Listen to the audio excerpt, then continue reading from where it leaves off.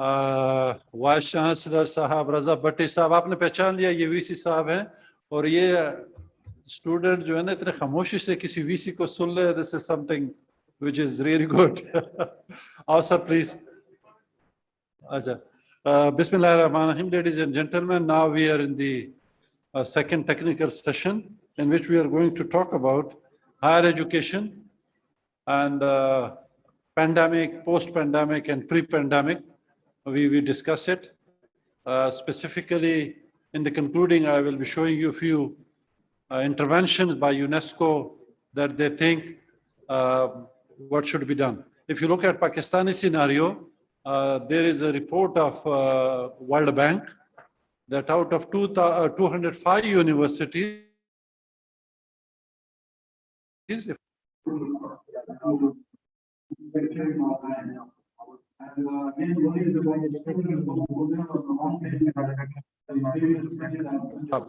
also face problem. I will not talk much more. Let's keep it at the end. I will hand over this to Professor Dr. Ziaul Qayyum, another great man, remained Vice Chancellor in Gujarat. I still remember I talked to him usually once Dr. Mukhtar recommended him to be a Vice Chancellor in a private university. We were looking for a Vice Chancellor, and he said, "This young man is the good one, please hire him by any means." And that was a decade ago, I think. So here he is now in Islamabad, Vice Chancellor Sahab, and he is the most relevant in a way that Allama Iqbal Open University in the world is #2 open university. I think UK was the first and this is the second. And then there is in Bangladesh and some other. But he is having a huge number of students right from matric to PhD. So the most relevant person specifically in this period of time. What we will be doing I will hand over the moderation to him, and then he will invite the speakers turn by turn. Please check if the Khar Sahab, if he is online. So over to Ziaul Qayyum Sahab. I've tried to focus camera on your ex-boss, Chairman HEC. So you can exchange greetings, plus then you can continue with your job that you have to do it for the next almost 2 hours, please. So over to Professor Dr. Ziaul Qayyum Sahab.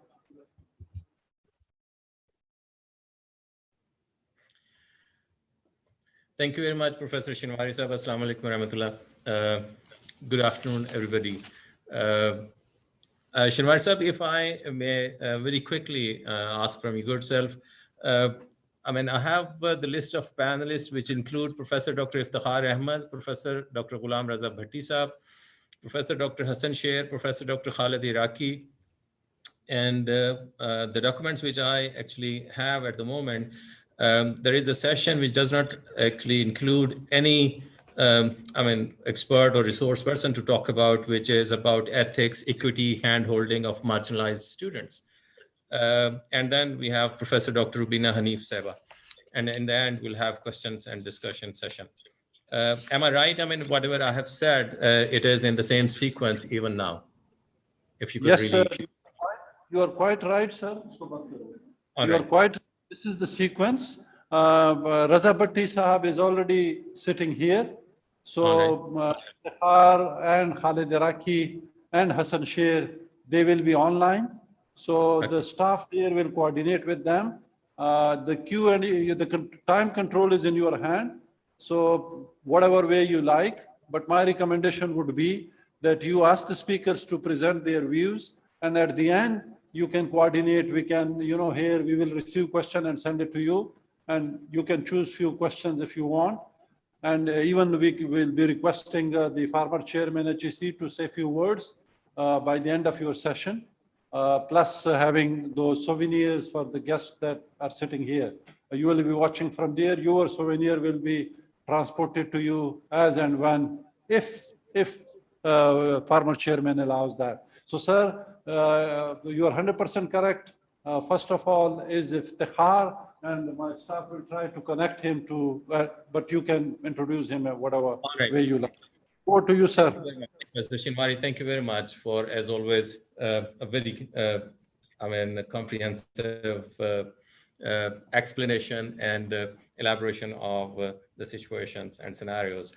Well, ladies and gentlemen, I'm really grateful to all of the respectable participants and audience who are connected online to have a discussion about a very important session, in an important session, which actually would be, highlighting the issues faced to higher education sector around the world, and especially in Pakistan as such. And I'm really delighted to have a very distinguished panel of experts. As I was talking to Professor Shinwari earlier, we have Professor Dr. Iftikhar Ahmed, Professor Dr. Ghulam Raza Bhatti Saab, Professor Dr. Hassan Sher, Professor Khalid Iraqi Saab, and Professor Dr. Rubina Hanif Saiba, who will be talking, giving their expert views about different dimensions of higher education, and especially the challenges faced during COVID-19 scenario. And keeping in view the SDGs, corresponding SDGs, relating these challenges and the countermeasures to be taken to improve the SDGs progress in the country as well. And before I really request my first colleague to talk about this topic, I take this opportunity to really thank my honorable seniors, my mentor, Professor Dr. Mukhtar Ahmed. Sir, thank you very much for being here, and delighted to see you, honestly. And another, a person who has led the higher education sector and has done wonders during his career, and even now he's guiding the colleagues and juniors like my own self, Professor Dr. Iqrar Ahmed Khan. Sir, thank you very much for joining. Thank you, sir.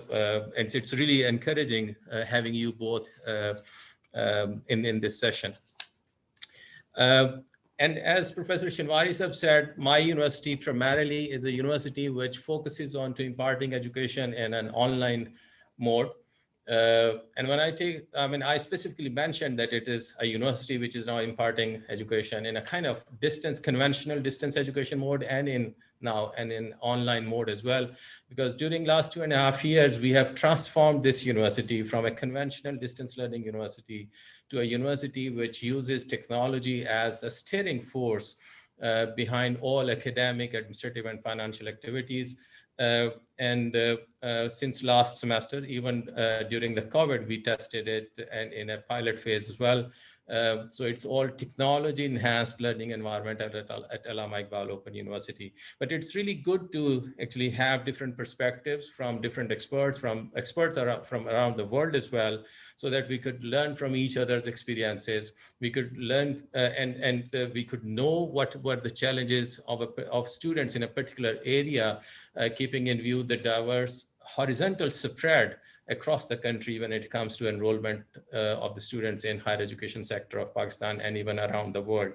So if I now request Professor Dr. Iftikhar Ahmed Saab to share his views in 10 minutes, and he is expected to talk about a very, very interesting caption of his talk: no student left behind in remote areas like Waziristan with less or no internet connectivity in pandemic COVID-19.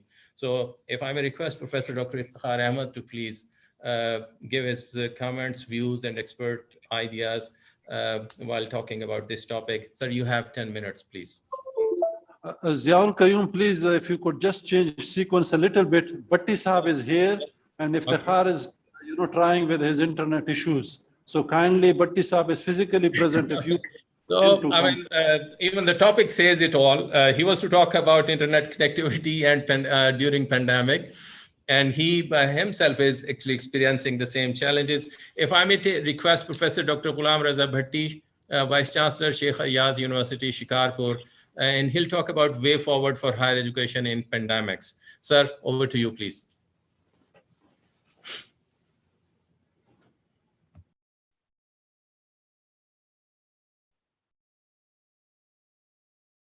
Honorable Dr. Mukhtar Saab, Dr. Iqrar,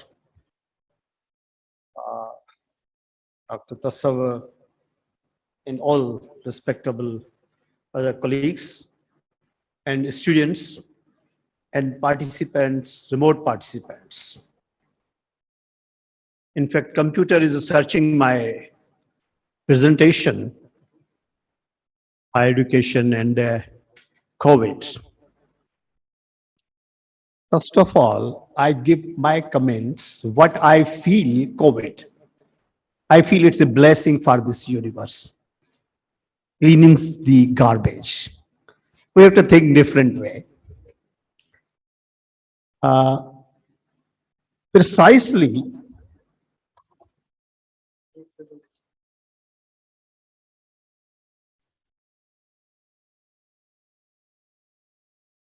my talk covers background, impact of COVID, and changing landscape of higher education, pedagogy. COVID creates panic. Overnight, what thing happens? The city caught fire. So everywhere is fire, fire, fire. What do you do when there is a fire in your street, in your city, in your mala? So this code make entire globe as a panic. So in education, the term is being used a pedagogy, the way we launch, the way we start to overcome. Then technologies, challenges, and way forward. Very quickly, you can have a view of this slide, revolution, not too far distant, but 17, 18, 19, 20, 21st century, where we are completely plunged in a cyber generation. And changing classroom environment. Just look at that, the classroom is without anybody, without human beings. Just overnight, in a short span of time, the spiritual power of the infrastructure of any institution turned into in a different way, that you are not in a university, you are not going to university, you are not going to school. So schools are lying, universities are lying without human being. And then look at this picture.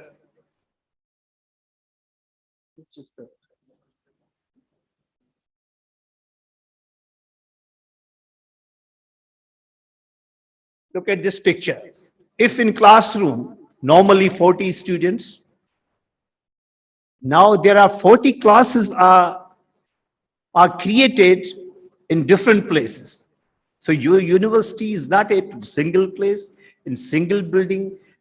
This 40 students means 40 classrooms are created in different places, different areas. So this is the changing classroom environment due to COVID.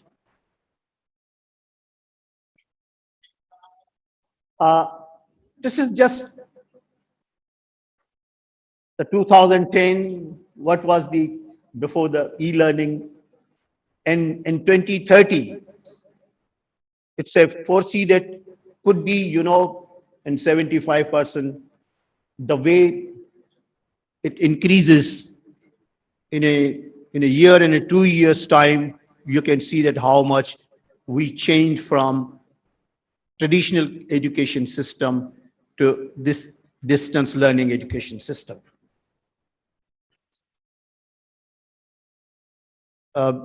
Being a administrator in a university, academician, these three things are very important.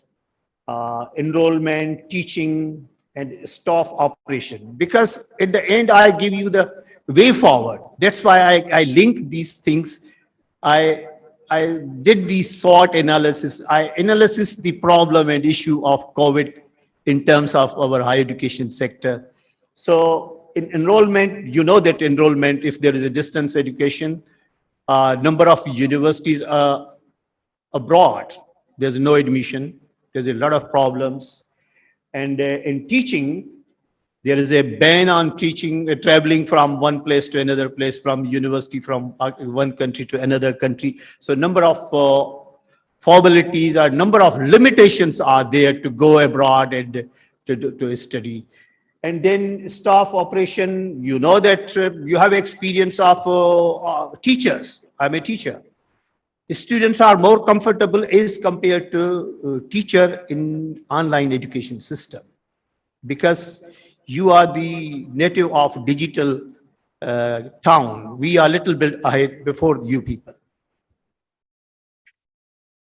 So new skills, if you find the industrial revolution and fourth industrial revolution, which is the fourth one, look at the second column, and it says that development here, master of basic skills and knowledge. Nowadays, what we are developing a whole person. Just we were talking earlier, just brain. Now entire your body is involved. Your eyes are involved, your fingers are involved, you are sitting over there looking at there. So the whole person is transformed to emotionally, intellectually, and socially in education system. Then the role of expert, now you need facilitators. Earlier, customer model, active self, and a direct explanatory. Lifelong learning.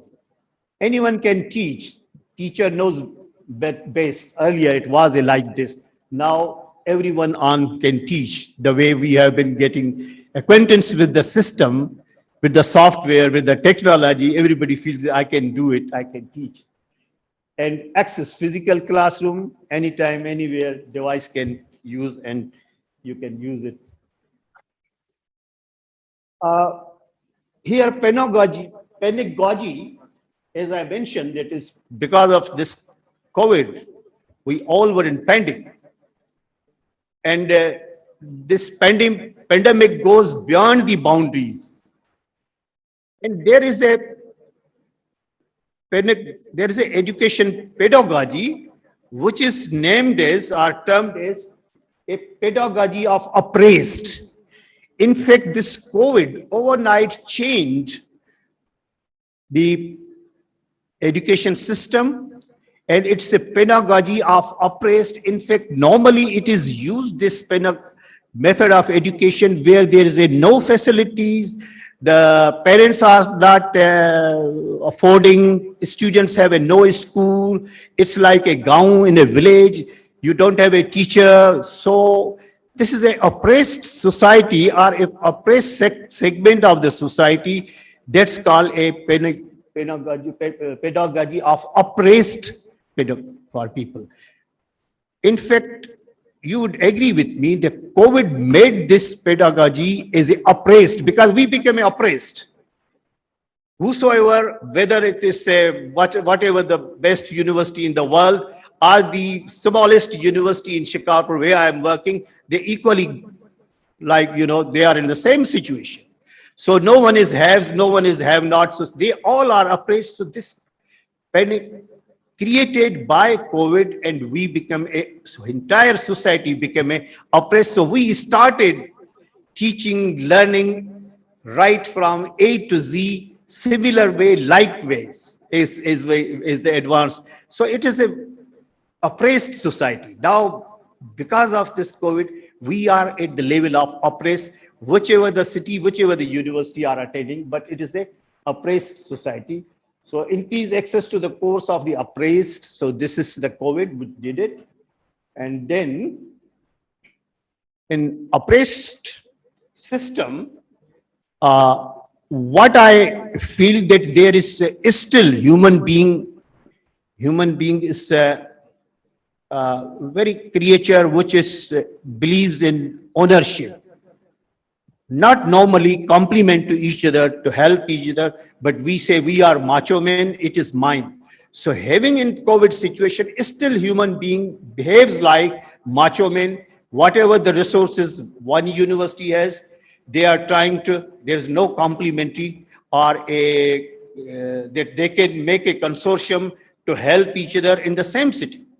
So this is what I feel in a Pakistan, that we are not helping, but everybody is trying to be, that I surpassed Agriculture University, I surpassed Qaid-e-Azam University, her university जो है ना, एक हर किसी को पता था कि मेरी यूनिवर्सिटी आपसे बेहतर है. So my university is the lowest in the Pakistan, and thanks to Allama Iqbal Open University, they did hand holding, and my university did not have a lecture, online lecture for 6 months because we did not have anything to offer it. And I don't want to be, so-called Legitimary University. So I requested Allama Open University, and they did hand holding. Now my university on the trajectory where we are started teaching. Disruption, then to recovery, and is rise of software. Hit and trial, everybody did it during this COVID. Whatever we say, WhatsApp, Zoom, what you can see that you can use it, and everybody in the world, they were equal. Challenges because of digital divide. Lack and access of digital devices resulting in inequality. Adoption to technology is the biggest issue. Curriculum needs to be redesigned according to the distance learning education system. And fear, always new things create fears. So fear to adopt of technology among teachers. Because I'm a teacher, I should admit that this is the thing. What are the essentials technologies? You can see that how many things are there.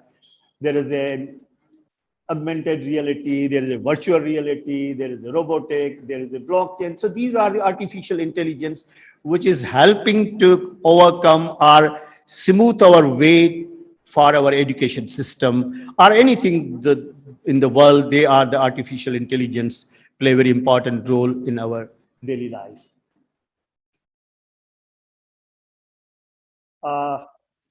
Way forward. In fact, we all are familiar with very soft and a robust term or phrase. We say that world is a global village. This phrase was coined in 60s by an economist in Canada. The world become, and I listened first time 30 years ago, that world global village. I like this term. And trust me, when COVID came, COVID proved this world is a global village. Without any borderless, pandemic is roaming around as monkey or donkeys are roaming in a city. So pandemic. So this is a world become this human action proved the term, this pandemic is proved the COVID that this world is global village. Nobody is more than the village. So we all are at the same level. So the redefine the digital education, this is a key consideration. Providing engaging online course at scale and implementing holistic digital solution, admission, lecture, examination, graduation, and key opportunity, redefine the digital learning pedagogies for both students and the lectures considering synchronized and asynchronous learning methods. Then deepen digital engagement, user experience, UX, user experience across the students and the faculty value chain. Reorganize for longer term growth. Challenge is responding to long-term structural impact for pandemic, prolonged social distancing measuring, and the key opportunities redefine aspects of strategy and consider longer-term transformative and associative new capabilities and partnership. I've been thinking that, okay, the way we are overcoming this situation of COVID vaccine or how long it goes, 5 years, 10 years, we wish that it will overcome. Then what? Because we have introduced this technology, we have introduced this gauges over there. But when it comes normal, do you think that we could continue this academic gauges like distance learning education system, even after if we minimize this threat or not? Are we going to adopt it as a part of online education and physical education? So this is what I have been thinking, that what will be the role and what will be the exhibition and use of such gauges when we overcome such pandemic in the world. Thank you very much.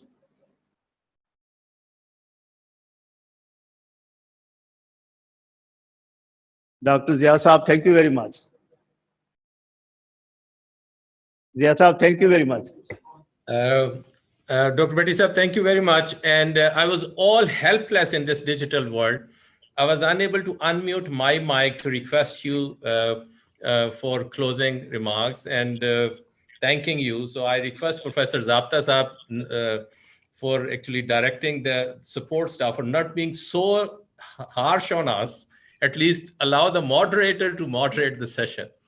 So, I mean, at least allow the moderator to unmute the mic so that he could or she could actually talk to the colleagues who are currently presenting. So, Professor Reza Bhatti Sahab, thank you very much for a very interesting talk. And I mean, I really enjoyed the term you used, pedagogy. I mean, replacing these pedagogies and the need to have a pedagogy training for the students and staff anyway, improving from this panic-gogy state to the true pedagogical skills required to teach in an online mode. Wonderful speech, sir. Thank you very much, as always. You have been,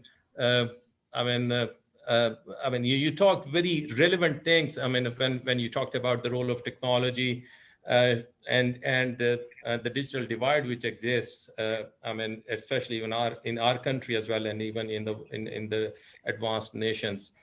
Now is the time to request, Professor Zabta Sahab, whether Professor Iftikhar Sahab is online, or should I proceed with Hassan Sher Sahab?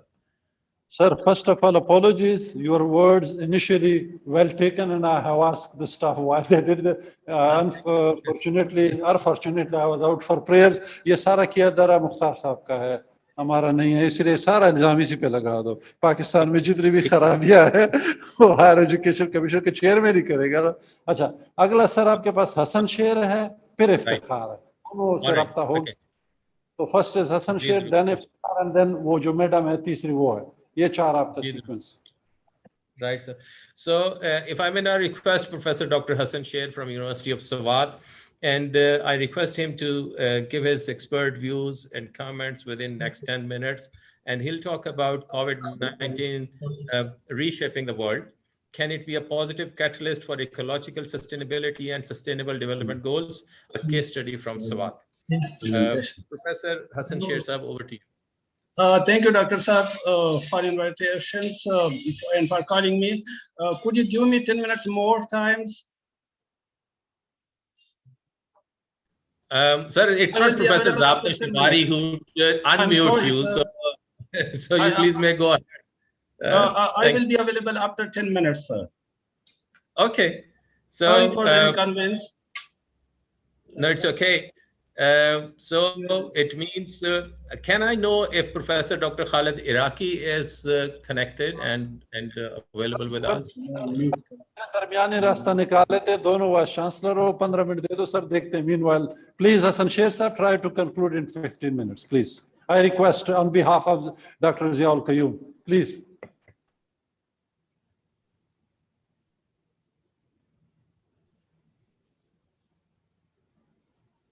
I think he wanted to have some time to actually probably talk. He was not ready at the moment. अच्छा, बहुत सारे vice चांसलरों में फंसने का ये होता है. Rubina madam शायद ऑनलाइन है सर, उसको ले लो. Okay, so I switched to Professor Dr. Rubina Hanif Sahaba from National Institute of Psychology, Qaid-e-Azam University, Islamabad. And I personally, I'll be very much interested to listen to her expert views because the students have undergone a very difficult situation when they were, experiencing this online, offline, online, partly offline kind of studies. how it has affected the students at large and even the faculty members. So she'll be talking about post-COVID higher education responses, recovery, and resilience. Professor Dr. Rubina Seva, over to you, please. Thank you very much, Dr. Zia. I am very much grateful to be here and thankful to Pakistan Academy of Sciences, Islamabad, and inter-academy partners. I am really honored to be here among such a learned community. And I was a little scary in the beginning because I am only one who is not the Vice Chancellor. So you have asked me to present before time, so it's all right. So I was listening the presentations from the morning in this session, and this was really very informative workshop actually. The topic I am going to talk is actually purely higher education. It may be related to the food stability and economic crisis and everything, because for all kind of problems we have to see the psychological uh, uh, dynamics or psychosocial problems. I think I need not to go in detail about the current statistics about COVID-19. All of us know that when the COVID-19 pandemic hit the all sectors of our life, initially uh, we were worried about health and mainly economic crisis. Later, we realized that education is the second most hitting area that we are facing. And UNESCO has given some facts and figures, like this figure show that what was the time-wise school closure status from March 2020 to February 2021. This data is based on 120 countries. Pakistan is also included in this data. You can see that this is like a zigzag situation, and we can say still we are facing COVID-19, and there is still uncertainty that either we are in the era of post-COVID or not yet. So I think now onward we need to think about that we have to plan and reorganize everything, uh, considering that uh, either we may face the COVID-19 and third wave and fourth wave problems, but we have to reorganize ourselves and we need to move forward. Like all other higher education institutes, Quaid-e-Azam University has also planned has taken some initiatives, and National Institute of Psychology has also done some excellent work, like organized some series of webinars, online counseling services, provided guidance and counseling at our physical center, and we have published special issues of COVID-19 to disseminate awareness among students, faculty, and community as well. We have conducted some very good research projects, and we are also planning conference that will be held in October 2021. Uh, when well, I am very glad that Dr. Raza Bhatti has talked about the positive. I have also said that there are positive things that we have learned from pandemic. Yes, this is fact that there are many things positive that we have learned, but I will mainly focus on the miseries and problems and concerns of students and faculty and institutes. Based on some indigenous data that was conducted by me, my students, and some of my colleagues, we have um, uh, found that mainly university students experienced online learning hazards, goal achievements, academic issues, psychological problems, and aggression. And aggression, they were more passive, frustrated, and behavioral kind of aggressive activities. And when this data was collected, I have seen that the initial tools or measures that we generally use to measure the student stressors and aggression, they were not encompassing the current situation. So we were supposed to develop and devise new scales to measure because the expression of aggression is totally different, the stresses nature is totally different during this pandemic. Then we have also find that anxiety, stress, depression, fear of death, xenophobia, OCD, and uncertainty about future was the main features. Then it has been also found that during uh, quarantine period or during the pandemic, the multiple type of violence and tortures were also increased. There were increase in domestic violence, there were increase in child abuse, maybe due to a couple of factors that may be discussed later, that quarantine period, lockdown period, people were not able to move around.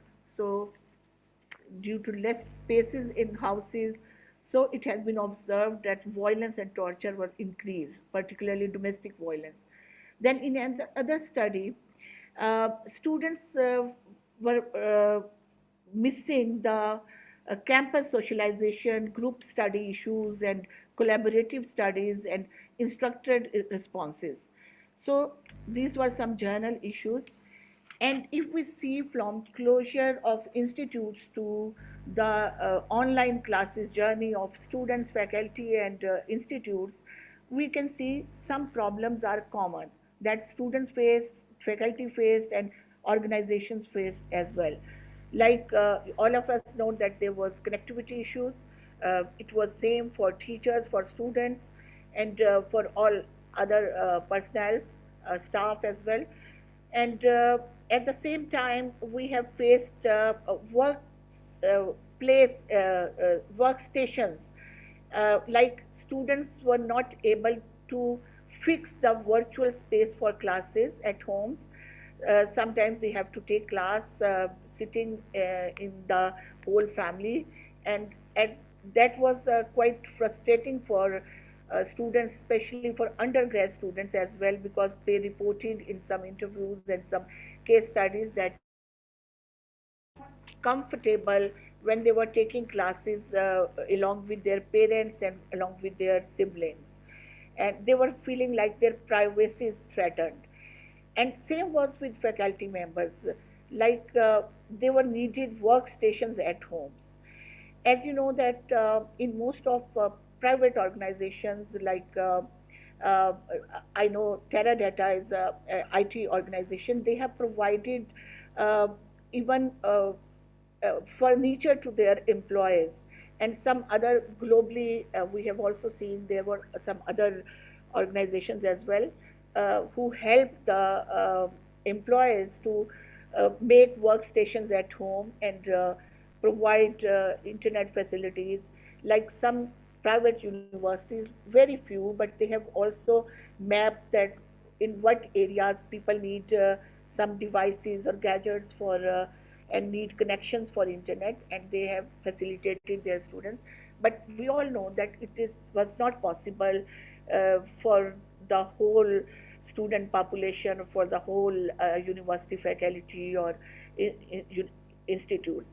But all the problems that we faced were basically due to few major mechanisms. One was uncertainty. This uncertainty was actually about our future. We were not clear at any stage during COVID-19 then when our universities are going to reopen, when we are going to rejoin our face-to-face classes. So due to this uncertainty, there were a lot of frustrations. Then the major setback, that was economic crisis. This economic crisis were mainly faced by universities because they were not getting fees of students, like schools were not getting fees of their students, and uh, and students who have already paid the fees, they were feeling like empty, how to go home and how to spend the life or the rest of the time. Sorry for the interruption, Professor Rabina. Can I request you to please try wrapping it up in 1 minute or Okay. so? Oh, 1 minute. Okay. So I'm not going in problems. We all know that what were the impacts and how the trauma cycle run between all the segments of life, like students, faculty, or staff or university organizations. Uh, what I'm going to propose is actually how to move forward. based on some existing literature and recent researches done in international universities and in our university, I have proposed a three-step um, model. That is actually the step one is to collect the nationwide data on the basis of lessons learned. Second is to make the priorities. And third one is the action plans from where we can move from recovery to growth. When we go into the detail, we can see that our universities, our government, and Higher Education Commission Pakistan has provided some facilities, and they have done a lot during pandemic to facilitate all of us. But we need to see what facilities worked and what did not work. For this, we would be needed a nationwide data or maybe university-wise data to see what is the need assessment, because all of us know that it will be different requirements for universities geographically. If we see different universities may have some, their needs may be different from the universities in big cities. Then we need to prioritize what is needed at what place. On the basis of priority area, we need to revise our existing policies, our regulatory decisions, and we need to include all of the students. Like in few days back, I have listened that our education minister was um, he was actually participating in a coalition of UNESCO, where his slogan was that all means all.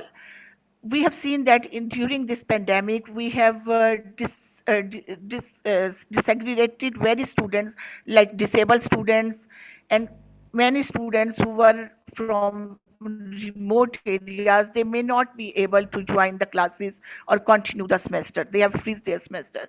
So for this, after prioritizing, we need to get collaborations and coordinations from interdisciplines and from community and from sponsors.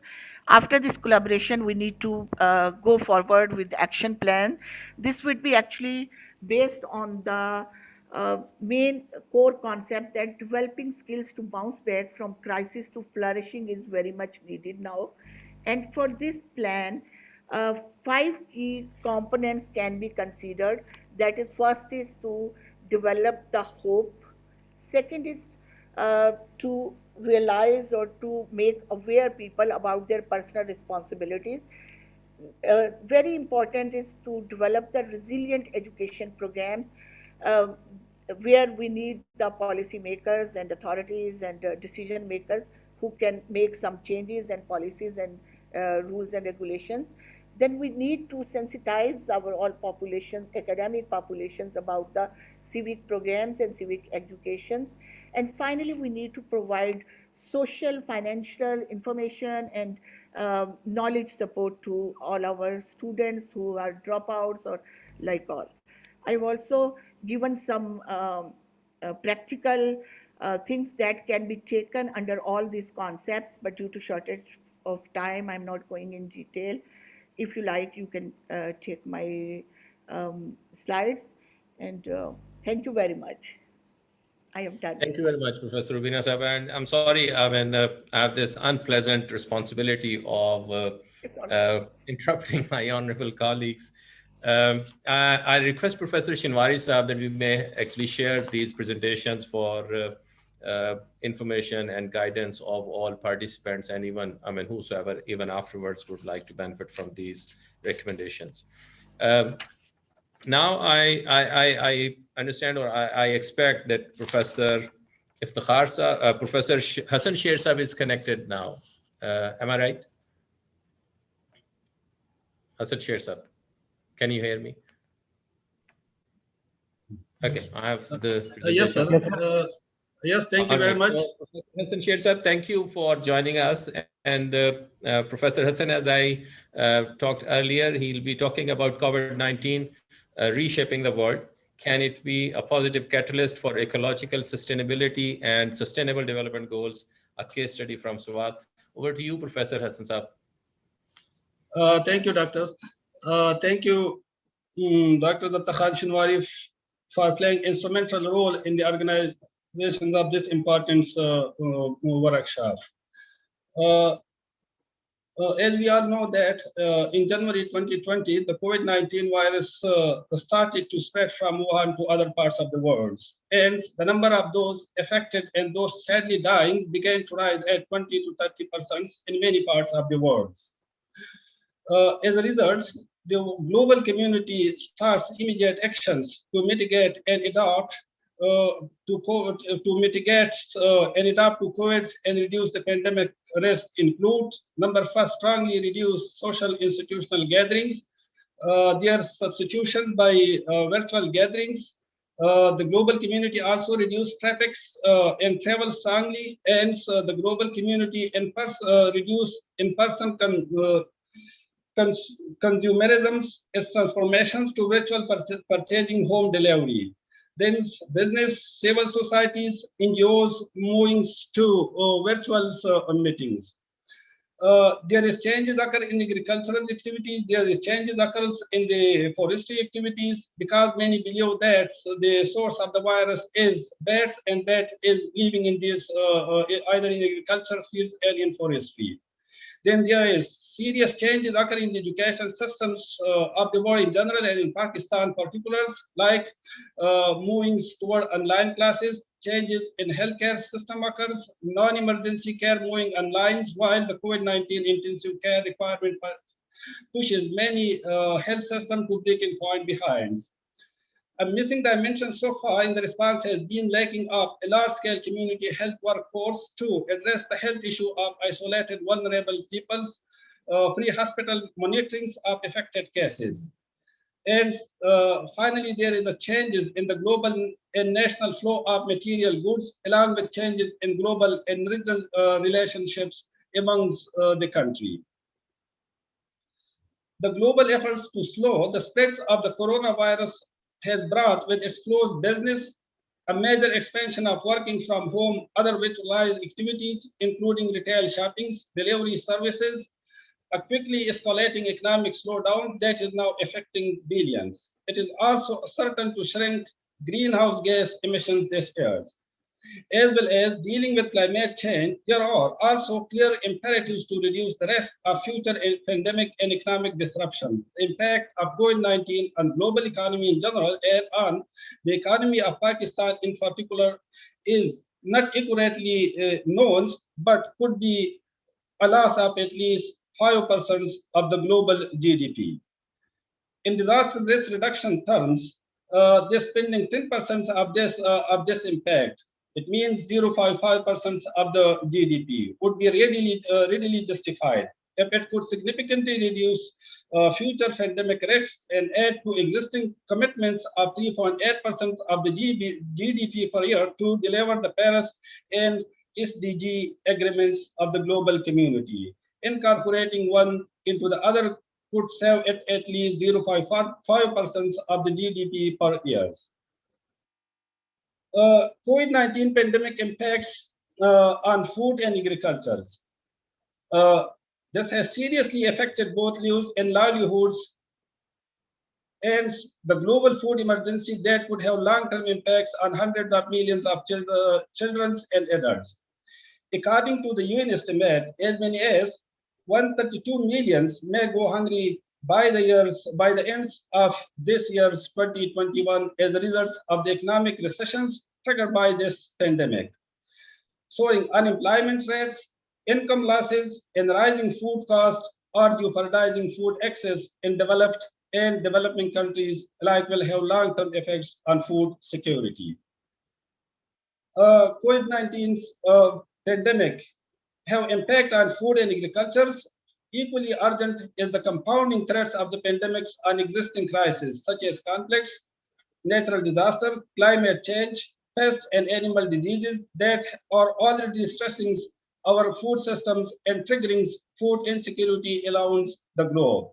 Recently integrated food security phase classifications analyze point to a worrying deteriorating of acute food insecurity in countries already suffering from other crises. To avert a food emergency, there is an urgent need to protect the most vulnerable, keep global food supply chains alive, mitigate the pandemic impact across the food system, building back better, more resilient food systems. As we all know that food security by definition is the physical and financial access of all members of the community to sufficient and quality food is food security. So the diagram shows that there is availability of food. So before during the normal routine circumstances, the food security, there is food available, there is consumptions, there is production, so food supply is ensured, accessibility is ensured, and the food demands is also in place. But during the pandemics, these relationships become narrow and narrow. The food demands is the same, but the supply is reduced. So the food insecurity risk is increasing in many parts of the world, especially in developing parts of the world. How should we support farmers in order to prevent the health crisis becoming a food crisis? To support farmers, it is important to allow movements of seasonal workers and transport operators across domestic, international, and international borders. Another good practice would be to identify collection center closer to producer and to allow local market to remain open while putting in place strict physical distancing measures within and outside market. If feasible, relocate markets to larger premises while ensuring the appropriate infrastructure is in place to maintain quality and food safety. COVID-19 pandemic disturbances on consumptions of agricultural and food products. Populations suffer from loss of income, unable to afford food for their daily needs. Number second, vulnerable groups are the most at risk.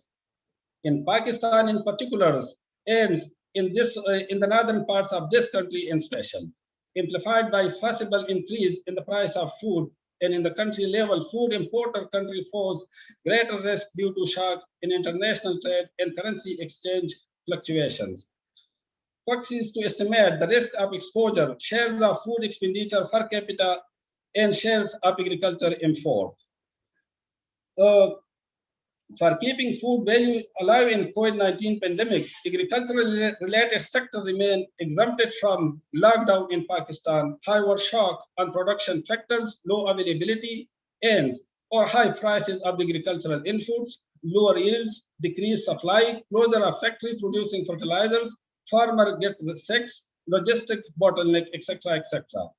Practice to estimate the risk of exposure, shares of intermediate inputs, consumption of fixed capital for agricultural workers, gross output for agricultural workers, shares of agricultural exports. This is the example of district SWAT in Pakistan. You see that before the COVID-19, the people were normals. They get some handsome returns from the sale of the peaches, as at the present, the fruit SWAT in the country is declared as a fruit basket. So the peaches during the COVID-19, this one diagram show that there was 70 to 80% losses during the COVID-19 as per the data of the agriculture department. So this has affected not only the monetary returns to the farmer community, but have also increased the food insecurity among the public at large. So socioeconomic and environmental impact, assessment of the persistent socioeconomic environmental impact of the COVID-19 pandemic strategy for mitigating adoptions of future pandemic climate change risk. At present, we all know that this world faces three overwhelming threats of global disaster climate change. Number first, number second, the coronavirus pandemic unknowns, and transformative socioeconomic changes in its aftermath. So some of these socioeconomic changes have positive effects in support of climate change mitigation adaptation. We use existing models, data, and study to analyze through a system approach what these beneficial socioeconomic changes may be under various scenarios to be applicable from December 2020 right up to 2050 and behind.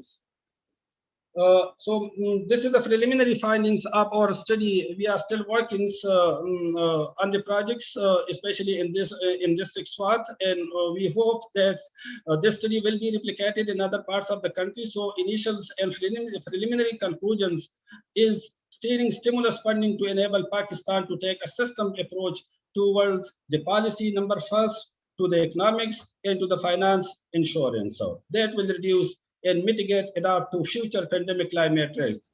Therefore, it is recommended to have look to the origins of COVID-19, how it spread, what factor draw it in half part of high infection death rates. So thank you. I will conclude my very short presentations with these few slides. Thank you once again for giving me the opportunity to talk in this high learning forums. Thank you very much, Professor Hassan Sher. Thank you for sharing a very interesting perspective, which with regards to food security challenges faced by different segments of the society, and giving an insight into the economic perspective of this whole pandemic crisis we actually faced especially during last 1.5 years. Now I have the privilege and honor to request one of our colleagues, Professor Dr. Iftikhar Ahmed, to talk about his presentation.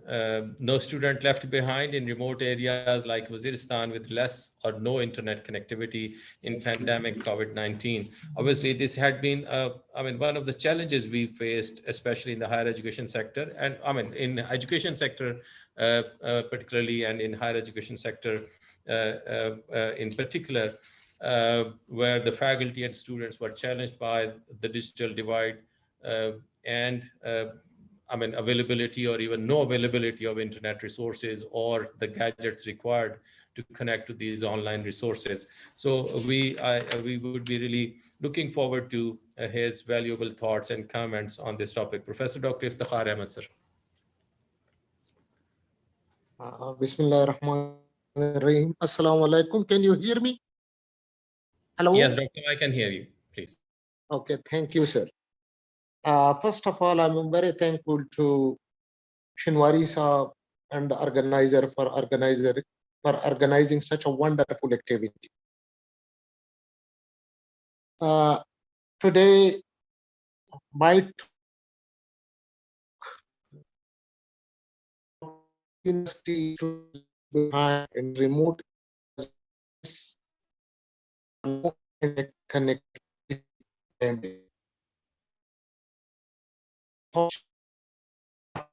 Is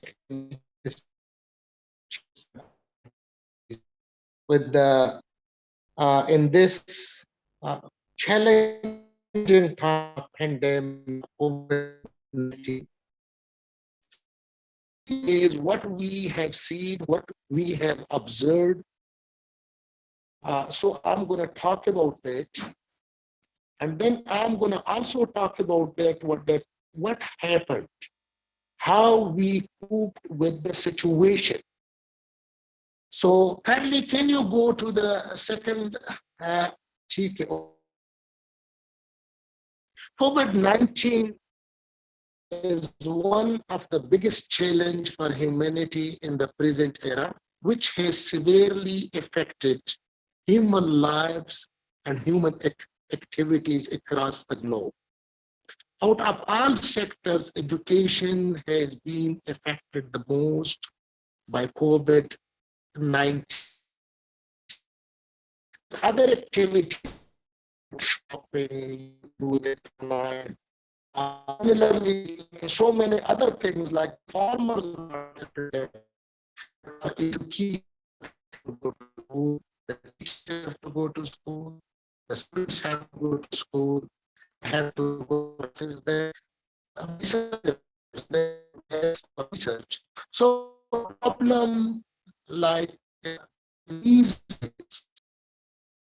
in higher education, the people they face the most. Next, please. Coping with the situation was difficult for developers. So when this problem was faced by the world, it was not for one nation, for one area. This was for the whole world. This was that the whole world, developing world, the developed world also in these days and with these problems. However, good resources provide better opportunity to the developed world to handle the situation better than the developing world. So the developing world had problems. Still, we are having problems, and that's why the developers suffered. But again, they knew how to handle with the new situation. So even in the crisis, they did something. But in those crises, the developing world, everything, it was just screwed.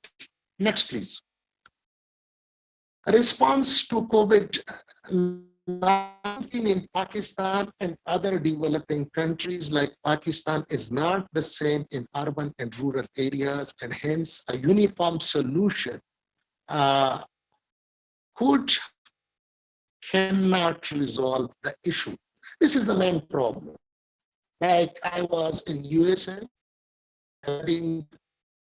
so I was in US, you are in a small town, you are in a big town, you are in a big, you have almost the same kind of resource. If you go, resources are different. So resources different, opportunities different, then the things are very difficult to win. So anyway, one university, like for me here, I'm working at University, is a good example to respond. Like we talk about the internet connectivity maybe in the developed world, thing. But for us, it was and it is still the biggest issue, because in some areas you don't have connectivity. In some areas, connectivity is very bad. It's very here this on this slide, Gomal University student population. Next, please. Hello. Gomal University student population. I think you are going faster than me. Can you go back?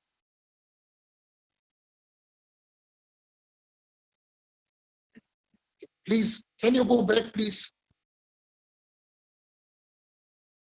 Hello? Can you hear me?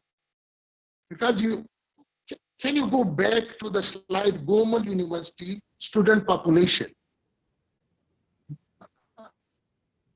Gomal University student population. Can you go back Yeah, one more? it's on screen Yes, now. this one. So here, like when we talk about Gomal University, this is a kind of a lab, or this is an example for us. So let's talk about the student population at Gomal University. Gomal University is Islamic University. So like we have a huge number of areas. People from Islamabad.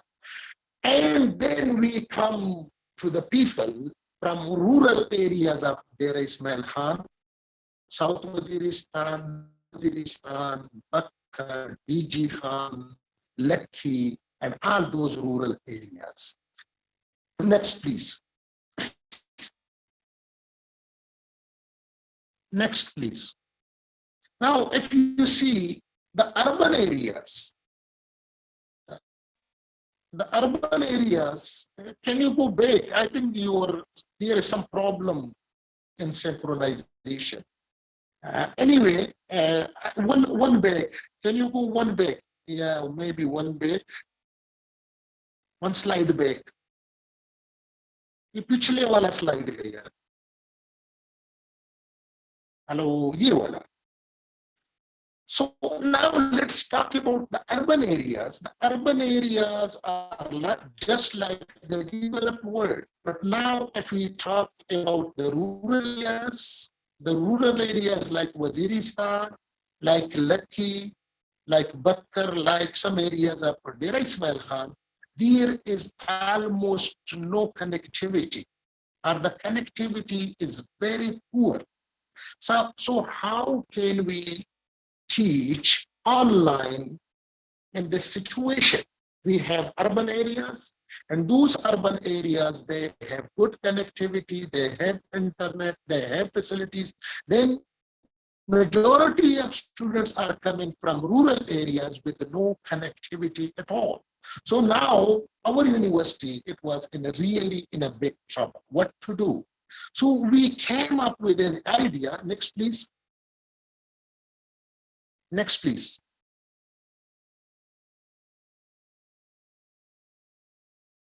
Okay, treating students of rural and urban with the same yardstick in the online teaching is not just and not fair. If the situation is like the one I talked about, it was very difficult for us to teach online and teach classes. So for us, it was a very tough situation, and we came up with a solution. Next, please. Next slide. Professor Iftikhar Sahab, can I request you to please give your recommendations in a minute or so, maybe, please? Okay, I'm going to go faster.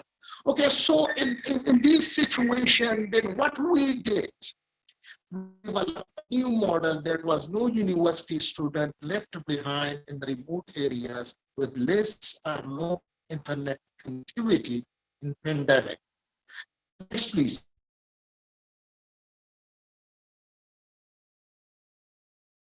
Next, please. The main features of the model was each course shall be based on a textbook available to students. Lectures be posted on portals so that any time in a week or two, a student can visit place of connectivity and download all videos, lectures, and notes, etc. So book, it was base. And the second thing was that every faculty member will post everything online on a portal. So anytime the student get opportunity, can go and get and download all the lectures and everything. They can work on it. And the last thing was, is in semester system assignments, and we have like midterms and we have sessionals. So we plan just one final exam, and that final exam, it was basically physical. And in that physical exam, we divided students. Like the first year student would come, they would give exam. Then the second year, and four year, and then all these each year student, they would come and they would give exam at different time. Next, please. So with this was the first online teaching in Pakistan. Like Gomal University was the first started online teaching in Pakistan, although it is located in one of the most remote area. But what we did in that kind of situation, like the days, it was a challenge, and we converted the days of challenge into opportunity, and we switched to the digital world. So Gomal University was the first, and here is the conclusion. Challenge can be transformed into opportunity and can impact globally if people are willing to work even in the most remote areas of the world. So like working in Waziristan, working in Bakkar, working in DA Khan, and starting online courses even before HEC.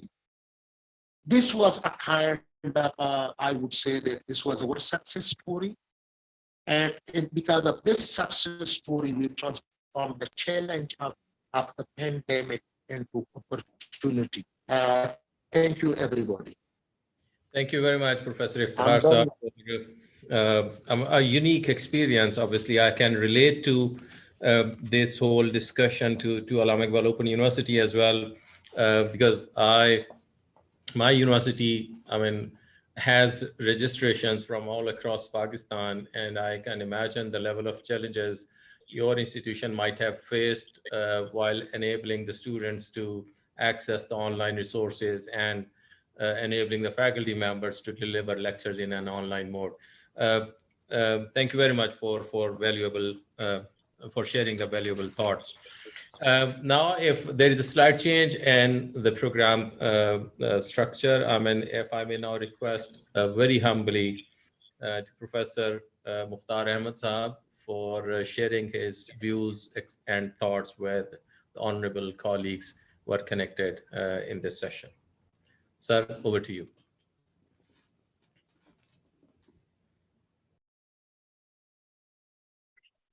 Bismillah ar-Rahman ar-Rahim. Dr. Zial Qayyum, Dr. Zabta, Bhatti Sahab, Faik Bilal Sahab, and other colleagues who have joined us through online. Dear students, ladies and gentlemen, Assalamu alaikum, good afternoon. I was not supposed to talk. I was just here as an audience and listener, but because Zabta Sahab and Zial Sahab has requested, so I will definitely. And Dr. Mushtaq, you also, thank you.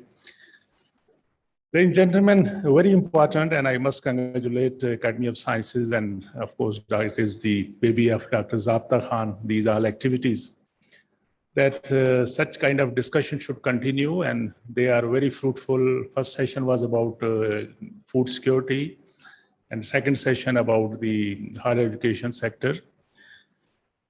Things are changed. We have to accept it, first of all, because I can see around us, people are still not accepting that things are changed. Number two, it is a reality, again, because there are so many things you can see on the social media. It's reality, it is fake, it is just a propaganda or whatever, but it is reality. We have to accept it. Number three, it will continue. It is not going to finish.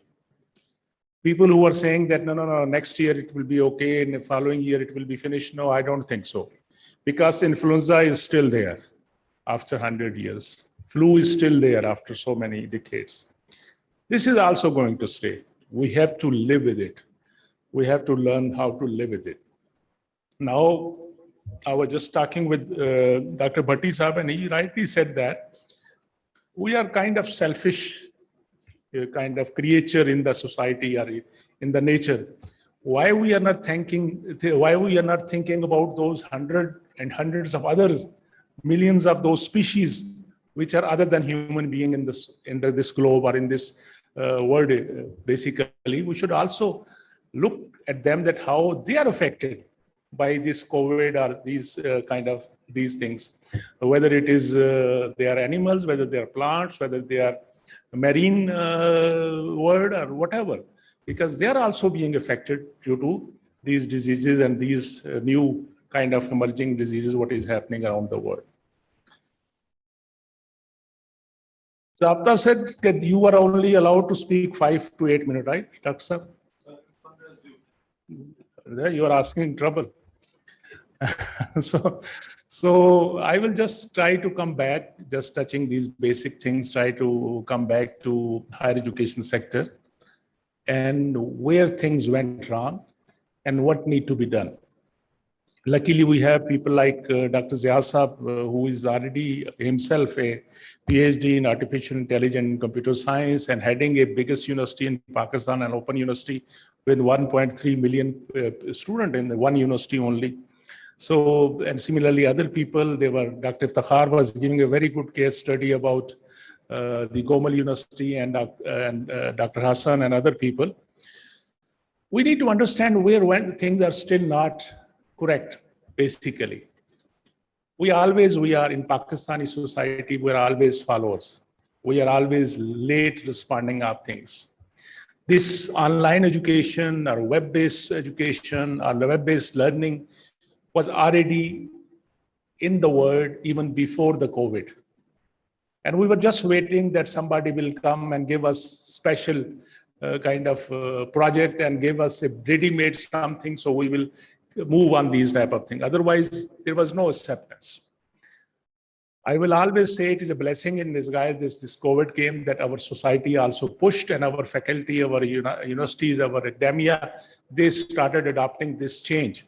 And they are part of now the global education system. Otherwise, we were left behind, and we were almost 10 to 20 years behind the other countries, other developed universities, which were already moved, or they were gone to 80% online education or hybrid education system, and we were still going through the conventional system. It is also fact that we have different kind of dynamics in Pakistan. We have very good internet services available in Islamabad, in Lahore, Karachi maybe, but we have limitation as far as the internet facilities are concerned in Gilgit-Baltistan, in Balochistan, in some area of Balochistan, in FATA area, in other remote areas or Kashmir areas, that they have some problems. So initially, when the first phase of COVID came in 2020, early 2020, that was surprise to all of us. And then one can accept that, okay, it was a surprise, so people were not aware. So it was a difficult time.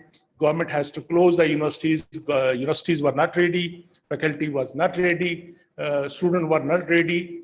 But then after that, I think there was no excuse in phase 2 or even now in phase 3 that we are still roaming around and discussing what is need to be done, how should we be doing it. World has already done it. We are not inventing a new wheel. Basically, everybody is looking toward each other that government will do it. Government is thinking it is the higher education department, they will do it. They are thinking that higher education commission will do it. And higher education commission is thinking it is the university, they will do it. And university is thinking is Allah will do it. Okay? So basically, it was all our responsibility. We have to understand it is the faculty who is responsible. It is the university who is responsible. Of course, it is the government responsibility also, but government responsibility is to provide infrastructure.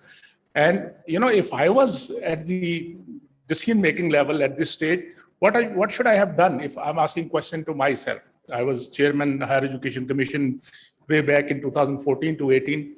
If in this time I was head of the Higher Education Commission, I should have immediately called Allama Iqbal Open University, virtual university, and a couple of those universities which were in advanced stages, and I should have requested them, please bring your resources.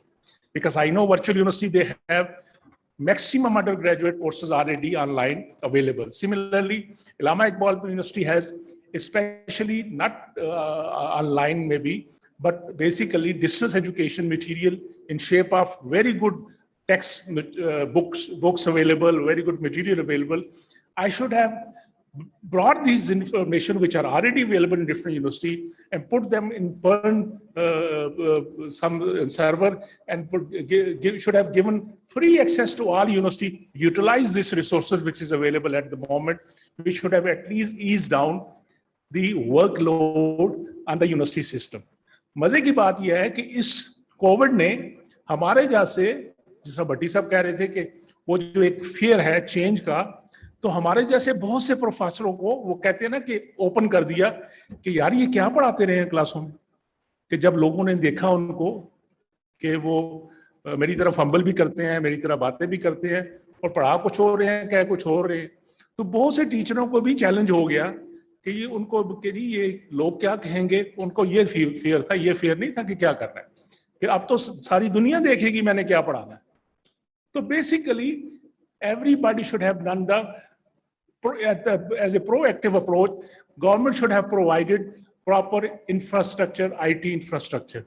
Number two, university should have trained their faculties properly, and then they should have engage the student who is the real stakeholder कि आपको क्या मसाइल हैं भाई, आपसे क्या मसला है, आपको क्या लर्निंग में प्रॉब्लम आ रही है, and based on their discussion they should evolve a system of their own indigenous, so that slowly we should have gone toward a right path. But unfortunately, our main focus was close the campus. Send the student home. और फिर बदकिस्मती क्या हुई, आप लोगों ने मरी road पे आके लाहौर में धमाके झगड़े भी हुए, जुलूस भी निकाले गए कि जी बगैर इम्तिहान के पास कर दिया जाए, ठीक है. एंड बेसिकली कि जी we don't know, we want to give exam online. You know how much embarrass you have created embarrassment for your nation, for your society in the rest of the world. Who can give you degree without exam? Who can give you a passing marks without exam? And you know what? Basically, कि ये जो है ना कि image बड़ा गलत पाकिस्तान का बाहर चला गया कि देखें जी वहां के बच्चे तो अब एग्जाम भी नहीं देना चाहते, वो ऑनलाइन इसलिए कह रहे हैं कि ताकि आराम से, जो आपको भी पता है तरीका यूज होता है. तो इन चीजों से निकलना पड़ेगा. Faculty has to take the responsibility, universities has to take the responsibility, government has to take the responsibility, and sporting institution has to take the responsibility. But again, on the right direction. Only discussion लंबी छोड़ने से बेहतर है छोटी छोटी चीजें. जैसे मैंने कहा कि अगर मैं होता तो मैं ये सारा मटेरियल इकट्ठा करके कम से कम स्टार्टिंग पॉइंट शुरू कर देता. बहुत से कोर्सेज का मटेरियल अवेलेबल है ऑनलाइन. इसके अलावा ओपन सोर्स सिस्टम में बहुत सारे कोर्सेज जो है ना, उनको सिर्फ थोड़ा सा आपको अपने कानून कायदे में यूनिवर्सिटीज को अपनी सिंडिकेट वगैरह से एकेडमिक काउंसिल से अप्रूवल लेके अप्रूव करवाना था कि हम ये कोर्सेज पढ़वाएंगे और हमारा टीचर जो है उसको मॉनिटर करके इनको असेसमेंट करेगा. क्योंकि सबसे मुश्किल काम जो मेरा ख्याल है अभी भी, आई होप के doctor Zia will agree with me, सबसे डिफिकल्ट काम, the most important component of the distance education and online education is the assessment, because still we are not ready for online assessment. लोग कहते हैं जी उन्होंने sensor लगा दिए हैं, तस्वीरें मिलेगी, doesn't matter. हर एक चीज का तोड़ हमारी कौम निकाल लेती. तो we have to focus on assessment mechanism. और अल्लामा इकबाल यूनिवर्सिटी जैसे लोग और बाकी जिनका काम ही है यही है डिस्टेंस एजुकेशन है, इस पे मिलके काम करना पड़ेगा. We have to work like a nation and we have to address the issues. Unfortunately, what we do in Pakistan, we waste our most of the time on non-issues and we don't address the issues. Remember one thing, this COVID will stay. Remember another thing, that we have to live with it. Remember another thing, that now things are not going to be as usual. We have to start learning in a different way. In-class teaching, in-class practical is not going to be the solution anymore. Of course, इसके बगैर social aspect जरूरी है, वो भी जरूरी होगा, लेकिन अभी से यूनिवर्सिटियों को इकबाल और वर्चुअल तो करेंगी, बाकी यूनिवर्सिटियों को भी अपना कैपेसिटी बनानी पड़ेगी, अपनी फैकल्टी को ट्रेन करना पड़ेगा. सबसे मुश्किल काम ये यंग बच्चियां तो हमसे तेज हैं, इनको तो पता है कैसे इस्तेमाल होता है. मसला तो मेरा है, ज़ाब्ता खान का, कि हमें ढूंढना पड़ता है चश्मा लगा के कि क्या करना है. तो universities they have to play their role to for the capacity building of their institution, and that is their responsibility. Don't shift your responsibility to other. What are we good in Pakistan? We always shift our responsibility to other people. This was HEC responsibility. This was government responsibility. This was government say it was HEC responsibility. HEC say it was university responsibility. Now, if HEC will decide when exam should be taken, that seems to be a very strange thing. HEC should not decide. It should university who should decide. HEC should do its own work. तो मकसद ये है कि आइए मिलके अपने अपने काम करके चीजों को बनाएं. आगे हमें ऑनलाइन ही एजुकेशन, ये इससे भी ऊपर एक वर्चुअल रियलिटी पे जो एजुकेशन, आर्टिफिशियल इंटेलिजेंस और इस पे जो आप सीख के मशीनों के जरिए कराएंगे वही होना है. और उसके लिए sooner is better that we should train ourselves, we should train our faculty, we should train our student, and student also need to learn that you are not there to get only piece of paper. You are here to get some good education. So good education will only come when you will seriously take those classes, not that you will only pass with good grades. Those grades will give you nothing but the embarrassment. With this thought, ladies and gentlemen, this was just a few ideas in my mind. I thought I should share with you. Without education, we cannot do anything. Please focus on education. Let's work for Pakistan. Let's work for humanity and get out of these number games, especially. और जो जब तक हम अपना काम नहीं करेंगे उस वक्त तक मसले हल नहीं होंगे. मुसीबत यह है कि मैं एज ए चेयरमैन HEC शायद वो काम कम करता रहा और दूसरे काम ज्यादा करता रहा। एक प्रोफेसर प्रोफेसरी कम करता रहा, दूसरे काम ज्यादा करता है। एक वाइस चांसलर कम करता है, दूसरे काम ज्यादा करता है बेचारा, जिसका उसको जरूरत ही नहीं है करने की। अपने अपने काम पे फोकस रखें और सीरियसली लें तो पाकिस्तान बड़ा खूबसूरत मुल्क है। मेरा ख्याल है अपने अपने हिस्से का चिराग जलाते हैं, अल्लाह भली करेगा। Thank you very much ladies and gentleman. Thank you very much, sir, for a very inspirational talk and I mean, words of wisdom from a teacher, from a leader, and from a mentor. Sir, thank you very much. Ladies and gentlemen, it's been really a very good discussion. We had, I mean, a very interesting talk. I mean, I'll say only one sentence or two sentences about whichever I could gather from the expert advice and views of the honorable panelists. Professor Raza Bhatti Saab, I'm still in that situation in a way where, I mean, I was very rightfully said keyword like panic-gogy, I mean, which explains everything, honestly, the phase we are going through as far as the education sector of Pakistan is concerned. I mean, there was an interesting statistics as well, which actually, I mean, conveyed us a message that we can do it, as Professor Mukhtar Sahab was saying, that almost we reached to almost 75% of the coverage in terms of course enrollment and course offerings, where almost 75% of the courses were offered in a hybrid mode across institutions in Pakistan and maybe around the world as well. And a very interesting, again, idea of this whole setup is changing the role of the learners and the teachers. The teachers need to be facilitators in this new mode of education anyway. And then Dr. Rubina Sahaba, Professor Rubina Sahaba, she actually highlighted a different perspective of this whole scenario, which is equally important because students and faculty members both are going through a trauma, the emotional trauma.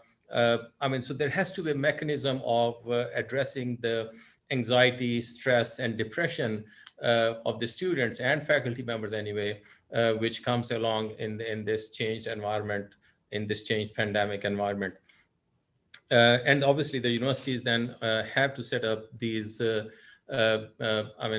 departments or need to have experts at the campuses who can provide counseling to the students and teachers both to address these challenges of online education anyway. Professor Hassan Sher Saab gave a view about this whole scenario I mean, the economic perspective of this whole situation, and especially again, keeping in view the food security challenges faced during this pandemic. Professor Iftikhar Saab gave, I mean, since he heads a university in the province of KPK and having a diversity of backgrounds when it comes to students, where students from different parts of the country and even in the international students are studying, he highlighted the challenges faced by the students and faculty members due to digital divide and poor connectivity issues. In the end, as Professor Mukhtar Sahab said, I had a university which primarily focuses on to imparting education and distance education, and now an online education mode. I mean, technology steered and technology enhanced learning environments are actually used at my institutions. We are in the process of establishing now smart classrooms at my campus. And I mean, when we talk about this hybrid education, where part of the education is being given in an online mode and part is being given in face-to-face mode, we are also focusing on to actually equipping our regional campuses and regional centers across the country. We have 56 centers across the country.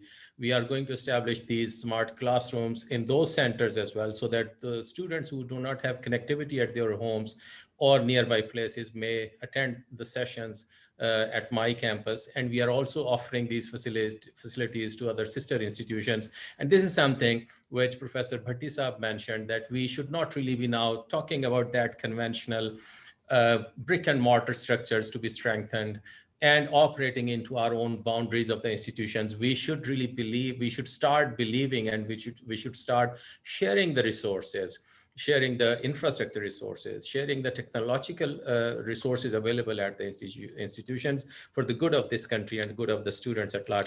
And in the end, sir, with all regards to Professor Mukhtar Sahab, whatever he was suggesting, rightfully pointed out, but I strongly believe that instead of having 120 models of online education or 120 models of distance education in 120 universities, HTC should take the responsibility of devising a standard national open distance learning policy so that all institutions actually define and put in place the infrastructures. And when I talk about such infrastructure, it includes all these three components Professor Mukhtar Sahab was talking about. It includes a very important component which is neglected in all of the discussions, is content development.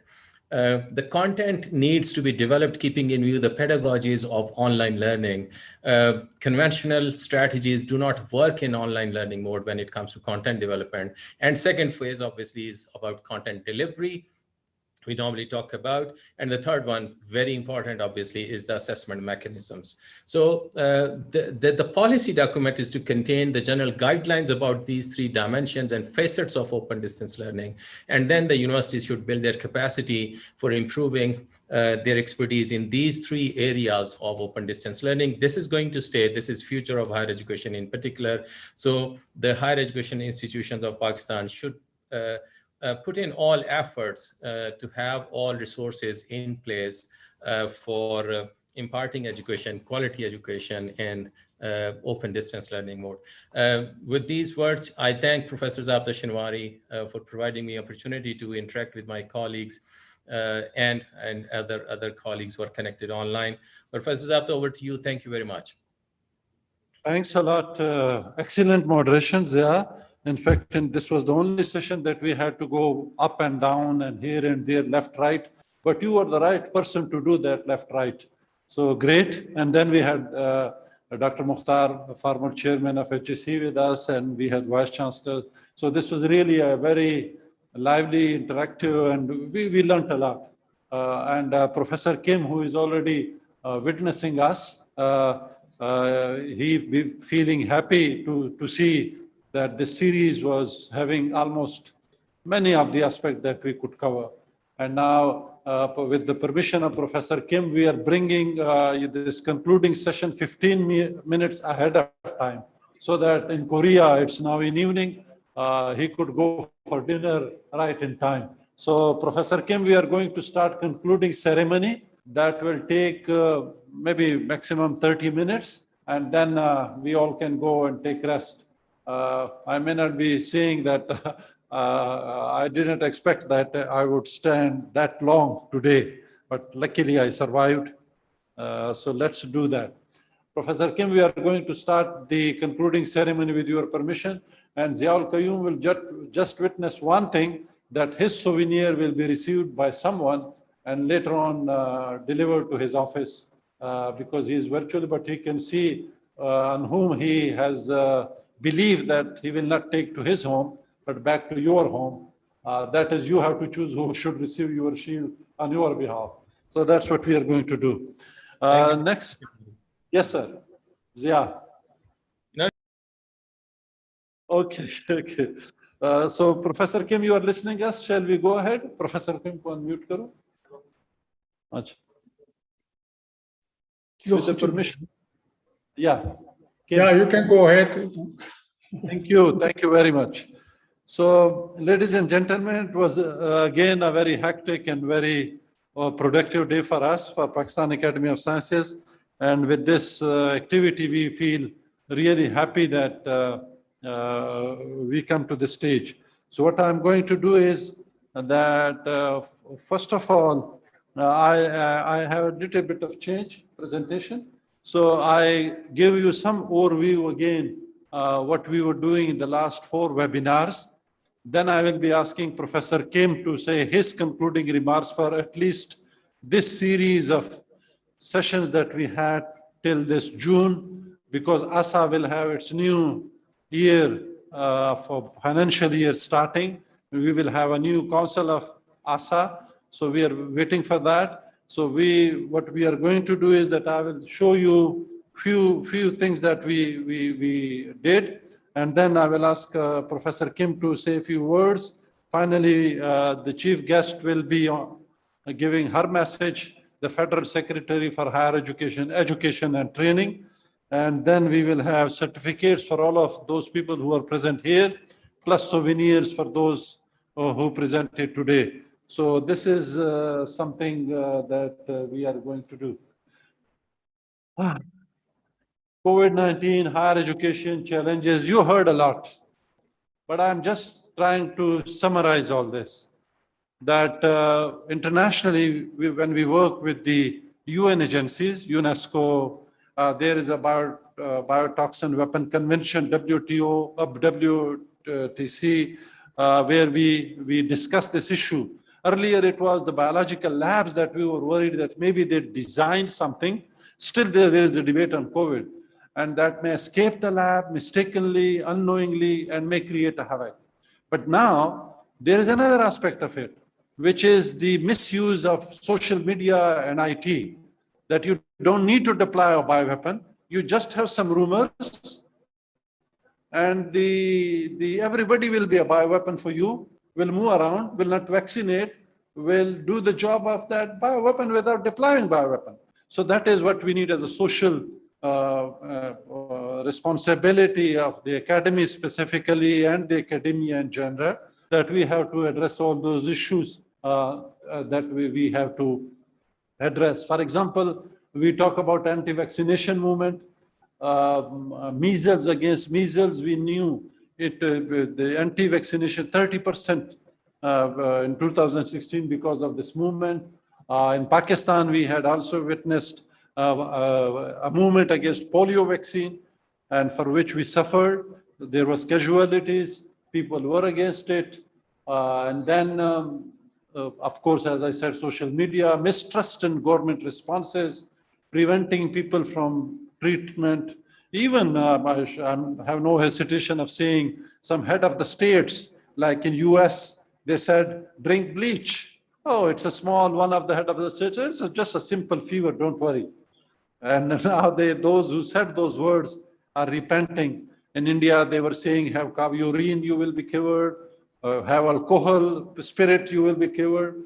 And then now for the oxygen supply, they said, have a pressure cooker, have something, and have in your nose, you will be okay. A lot of such things. So who is responsible to have a positive impact of all this? You guys, the biologists. They have to have an influence. They have to have a counter narrative so that people rely on you. That's why we are having this academy's functions, that we sensitize you, go back home on your social media circle, and don't spread news unless it is verified.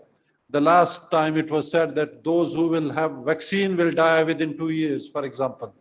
Come on, man.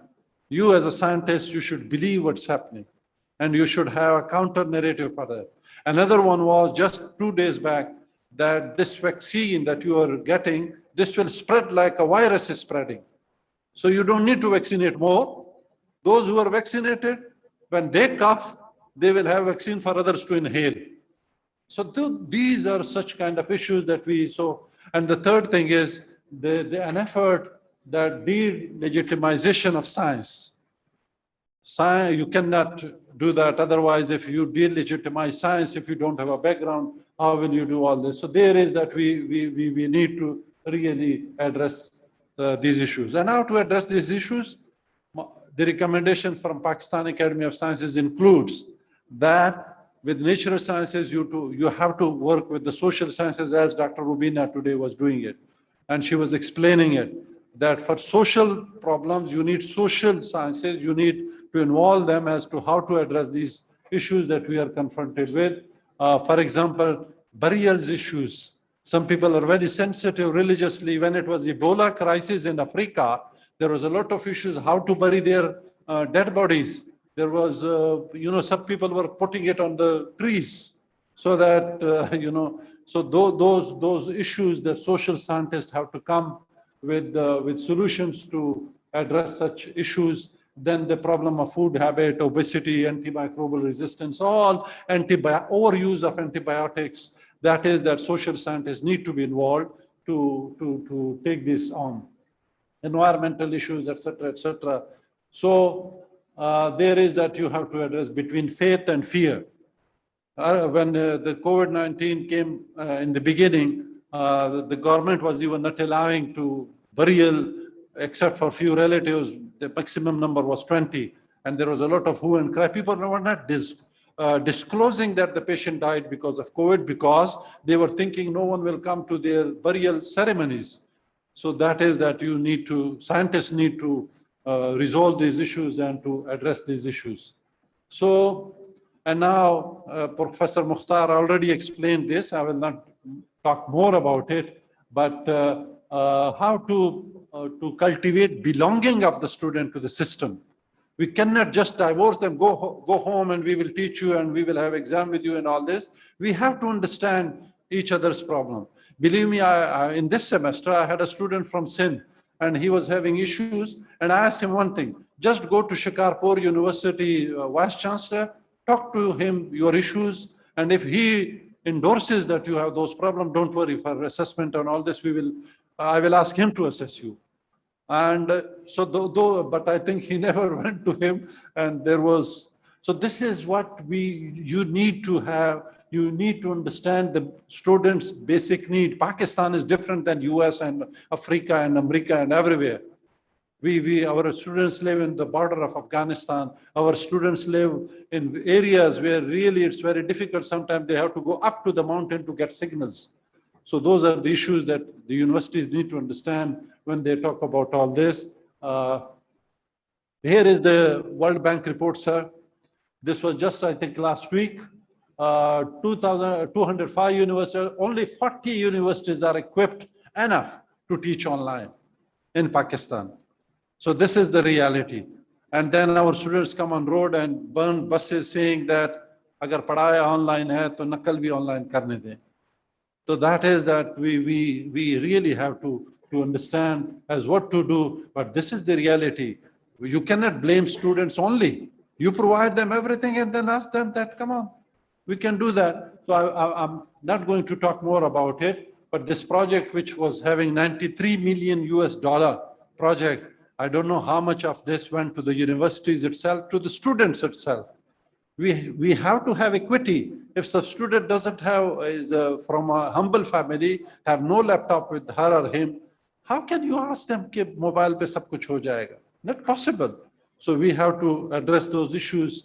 Thirdly, we have to keep students informed about various communication platforms. It's not only that team, that Microsoft, only that one. You should have other issues to interact with each other, WhatsApp, Twitter, Facebook, and other platforms that you have to have learning management systems as to how to have, to take all of them on board.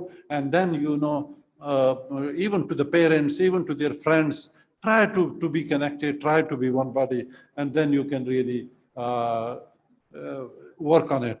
Thirdly, use peer mentors and student leaders.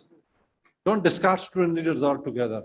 At least I have the experience. My class representative really worked very nice. She was a girl and she did everything. I said, reach Miss S, Mr. Y, and she was there to respond to me. So take them on board. Those who have those skills of leadership in students, take them and they will, multiply the effort that you teachers are doing. So that is what we really have to address, the co-constructor of knowledge. So the students believe in them. I asked my group of students, they're very good. I said, you are a very good student. Why then you were doing the bad thing on the road and all this? They said, sir, all teachers are not the same. Teachers are also to be blamed. So there is that we really need to understand all this. Building communities, students belonging virtually. So we have to give them opportunities to share their experiences and how can they be appropriately supported? How can they be done that? And finally, engage parents, family, friends, providing them tools, resources to support their students. Try to reach them, try to take them with you, and then you can really have all that. So I'm just closing it down. What we need to do is that we should demonstrate care and compassion, equity with the student. Please remember, those who are living in big cities like Islamabad, Lahore, it is different. The ground reality is Pakistan is different. Islamabad is not Pakistan, but Pakistan is something else. Beyond 0 point, there is another Islamabad. And please reach to that Islamabad too, and understand their problems too. Only then you can really be making a Pakistan, that how can you do that? So, and the final issue that I'm going to talk to you is, this is the color shows the percent of the people who are vaccinated. In the morning, I said about herd immunity. You cannot reach herd immunity unless you at least vaccinate 70% of the population of the world. And Pakistan, if you look at the colors, we are less than 5% of the population that are vaccinated twice or complete a dose. So if we don't vaccinate, and there are only few countries that have 70%, the dark color, they're not enough, Israel and New Zealand and some of the countries. So we have to address this issue of, vaccines.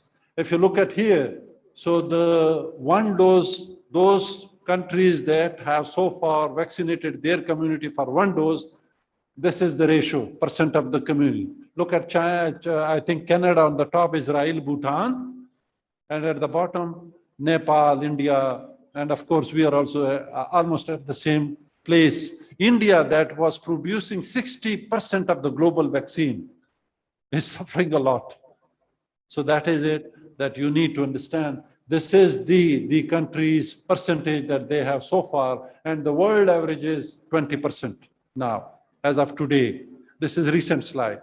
So only 20% of the world population has so far taken the first dose of vaccine. So we still have to work very hard as a community, as a scientist, as a human being. Sometimes I ask this question internationally when I speak outside, saying, sometimes I have doubt that we are same Homo sapiens, the way we deal the colors of the humans. Even in US, the blacks are suffering. They are having less food, they are having less vaccine, they are having more problems. So this is everywhere in the world. And we should understand that probably we are same Homo sapien. Let's take them as a unit.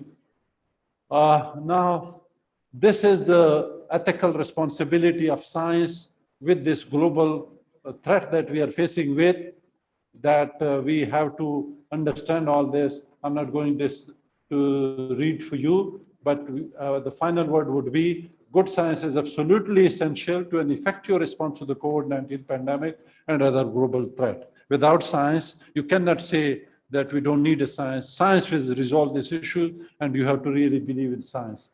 This is what another effort that my lab, my group is doing with this UK universities, Bradford and other. We are producing some cartoons that will be telling the importance, that will be telling you about vaccines, to send it to the school level so that the children understand how to, you have your code of conduct, how to do all this. So this is ready, and this is what we did in this COVID time to respond to the COVID, to the general public about vaccines. I put only one cartoon. There are many that we did with the Metropolitan University of UK, Bradford and others, and from Pakistani side, my group of students, they are working on this.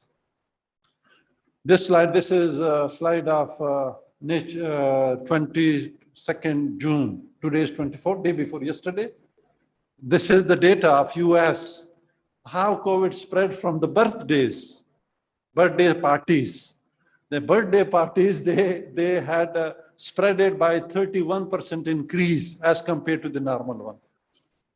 And there was 57% if it was a child birthday.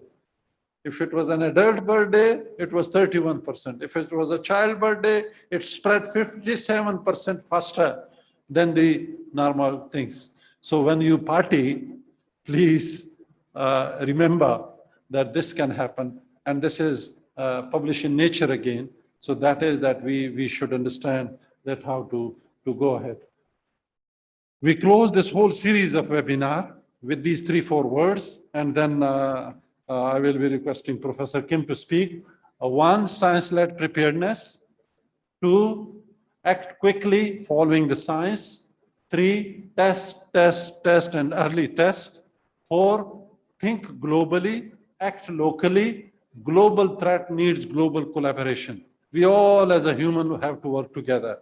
We are working through the UN system with the agencies that they should allow us.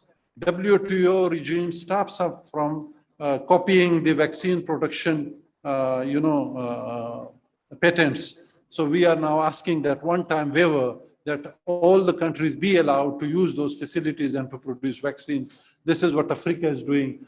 And finally, we should have counter misinformation. We scientists should work together. Let's have a group of all of us. This is what Academy is doing. We have spread all these presentations through YouTube. You will access this today's, maybe within a week time, this all will be available. And I should tell you, last 3 webinars, if we had a, let's say, physical presence of 200, the virtual was 700 or close to 1,000.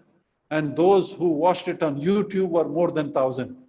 So that is really, this is our aim, that we need awareness among the population, among the general process that we did. Very nice. Thanks to the Secretary General of the Academy, Rifat Saab, and everybody else who really, I was just, their salesperson. I did nothing, but always pushing them and sometimes making them annoyed. So I'm sorry if I was too harsh sometimes, but this is what I wanted and this is what happened, and I'm very happy. Thanks to all of you, the young men sitting here on the back and everybody that they did it. Thanks, ladies and gentlemen. Thanks to ASA. Secretary General will be saying a few words at the end. I will leave it to him while distributing certificates. But now I'm requesting Professor Kim to say a few words to close this series of webinar. Professor Yu Hong Kim, President, ASA. Before giving my last comment, I'd like to suggest a couple of things. For example, today we talked about the food security in the wider terms. For example, increasing productivity and so on. But right now, there are some segment of students who are in need of immediate attention. In Korea, for example, up to the K-12, students are given free lunch when they attend the schools. But right now, all the students are out of the schools. So some students from poor family, they were deprived of the free lunch at the school. So what the Korean government does is that instead of meals at the school, the government gives them a food voucher so that they can buy some food items in the convenience stores or in the supermarket, or even they can go to the restaurants to buy food so that at least they can have 1 or 2 meals, or appropriate meals every day. And the other thing is, Korea now is trying to reopen the campuses in coming September. And universities are preparing for the opening of the campus. And there are many things they can do. But one thing is that instead of the PCR test, which takes a long time and also it's expensive, they will use very prompt and very fast self-diagnosis kits to the students. The university can manage all those tests on the campus. So when the students coming in the university, they can get that kind of test before entering the classrooms. And that's a small suggestions.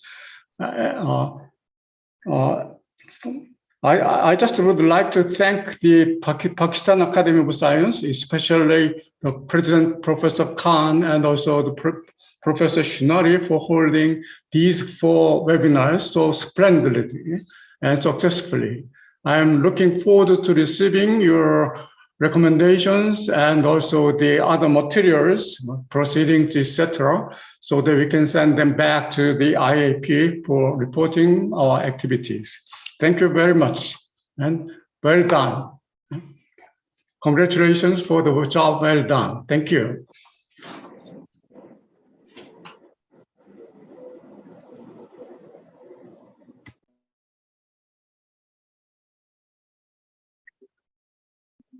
Thank you very much, Professor Kim, for your recommendations and suggestions. So next, there is a recording message by Secretary of Education, Ms. Farah Hamid Khan.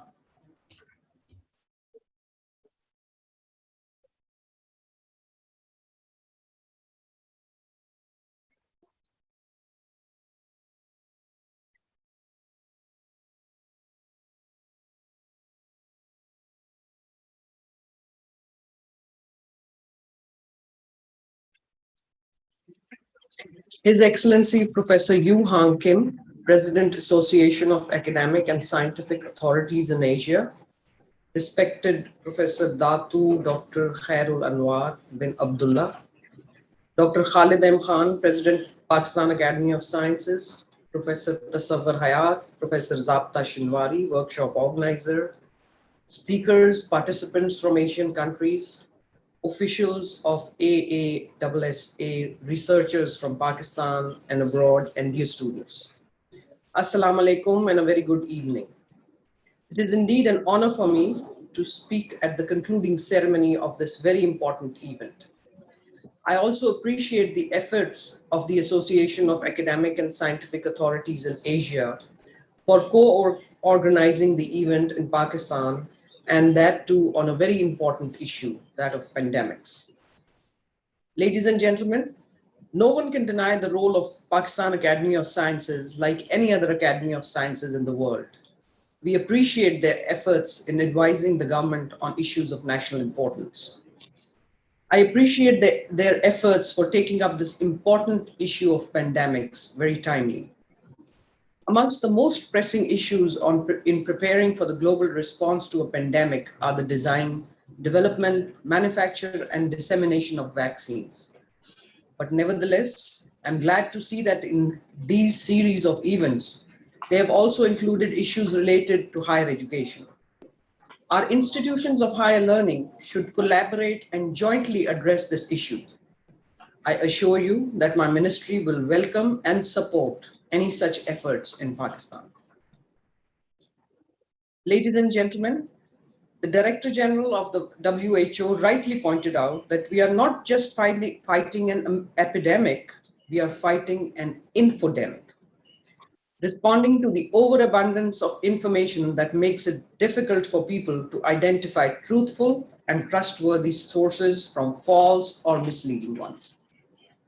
I will urge the scientists of higher education in general and Pakistan Academy of Sciences in particular to analyze key narratives that have developed and place these narratives in a broader historical context of disinformation campaigns related to public health and global health security. I would also like to talk about the issues confronted by teachers and students because of pandemics. UNESCO estimates that over 1.5 billion students in 165 countries are out of school due to COVID-19. The pandemic has forced the global academic community to explore new ways of teaching and learning, including distance and online education. This has proven challenging for both students and educators who have to deal with the emotional, physical, and economic difficulties posed by the illness while doing their part to help curb the spread of the virus. The COVID-19 pandemic threat is not one of health alone, but there are a host of issues linked to the response.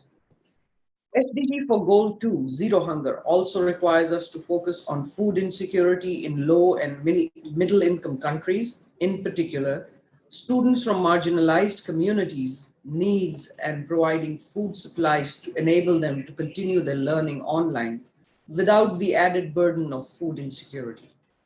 We need to have physical, mental, and health coping strategies during this period of disruption and providing information about affordable, healthy food options given the economic consequences of the pandemic, addressing SDG Goal 3, 4, and 5 through 17. These workshops are forums at which we share our experiences, successes, and failures as well, and learn from each other for the benefit of humankind. I also urge all the participants of this workshop to formulate useful recommendations through collective intelligence by including all stakeholders like policymakers, scientists, and the general public. At the end, I welcome all the delegates who joined virtually and wish you a pleasant webinar. I wish you could have joined us physically and seen our beautiful country and enjoyed the local hospitality. On behalf of the government of Pakistan, we are always there to assist you in your endeavors. I'm grateful to Professor Zabta Shinwari for inviting me to give my input on this very important issue. Thank you, ladies and gentlemen. Pakistan, Paindabad. Thank you very much, madam. It's great. Madam is nowadays very busy because of higher education system and also looking after directly and indirectly about higher education commission. So great to have her. It was kind of her that she conveyed this message. Now, the last segment of today's event, Professor Kim is around. Professor Kim, we are going to give today the donation of your personal donation that you gave for best poster that will be given away today by the Secretary General of the Academy and former Chairman of Higher Education Commission. Three best posters we selected. They will carry financial from your personal account plus a medal from the Academy and a certificate jointly by ASA and Pakistan Academy of Sciences. So that is the ceremony that you can watch from there and applause from your office. But thank you very much for having this philanthropy kind of thing, encouraging students in the low middle income countries, encouraging them to produce such good piece of work that they did in this pandemic also. So we are having that event very soon. We will be announcing the winners and they will collect your $500 that you donated, plus almost equal amount from our side in terms of medals and other certificates that we did. But this mainly credit goes personally, individually to Professor Yu Hong Kim. This is your initiative that we are taking it on. And in future too, we'll be doing that. So that you will witness. I think we start with that. The first event with the best poster. Ladies and gentlemen, President ASA, Professor Yu Hong Kim, has constituted a prize. Whenever we have an ASA event in these countries, he gives from his pocket this money and encourages young students and young faculty to produce some posters. In this series also, we had this event in 3 webinars. Finally, 3 were the lucky one who got this prize. We'll be getting it today. Now I request Secretary General of the Academy, Professor Tasawwur Hayat, to come forward, and Dr. Mukhtar, if you could kindly join him, and Professor Kim will witness from his office when we award it. The last one, we had given them title of Professor Yu Hong Kim gold medal, silver medal, and bronze medal.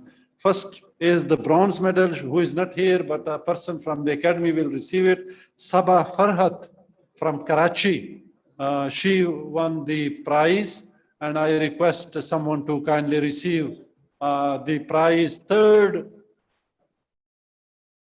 she is at the 3rd level that she got a prize, cash money from Professor Yu Hong Kim, a medal, and a certificate from the Academy. So this was the 3rd at a number.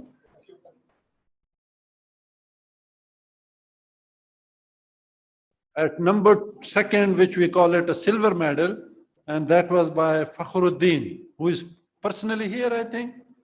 Good, Fakhr, great. From Quaid-e-Azam University, incidentally. Once I was traveling with him in China and his seat was better than me. He asked me to sit on that seat. So, yeah, this is the group of students who won this prize. The second prize, Professor, came to the group of students, those who won this prize. Great, well done, team. This was the second prize. And the top one, now the gold medal, which went to, this is indirectly my student sort of thing. This name is very familiar to me, from Wali Khan University, Mardan, Tahir Usman, Dr. Tahir Usman, young man, congratulations. You got a good medal and you got money, cash. Now you can travel back to your home. Yeah. Big hand. Great. Come here and you can say thank you to him from the stage. Professor Kim, this man who won the first prize, want to say thank you to you. Thank you, Professor Kim. It's been a great honor to achieve this gold medal, this Professor Kim Award, the gold medal. Thank you, ASA. Thank you, Pakistan Academy of Sciences. Thank you all. Thank you, Tahir. Now we have some souvenirs for the presenters and all this. Iftikhar was not present physically, but I may ask Muhammad Ali, Dr. Muhammad Ali, to receive his souvenir of Dr. Iftikhar and then send it to him to Sawat. Dr. Muhammad Ali, on behalf of Dr. Iftikhar, Vice Chancellor, Gomal University. Thank you, sir. Thank you.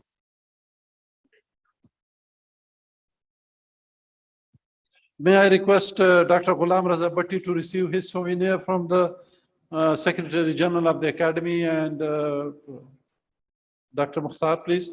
Bhatti Saab.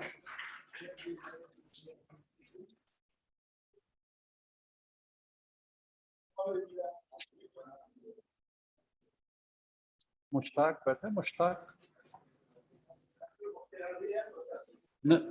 चलो जो भी है मुख्तार तो मुख्तार ही होता है sir degree होती है चाहे जैली हो चाहे आगे चलते हैं souvenir of Dr. Hassan Sher will be received by Dr. Mushtaq from Quaid-e-Azam University, chairman of plant sciences. He is also chairman of plant sciences, so please pass on to him. A souvenir for Dr. Hassan Sher.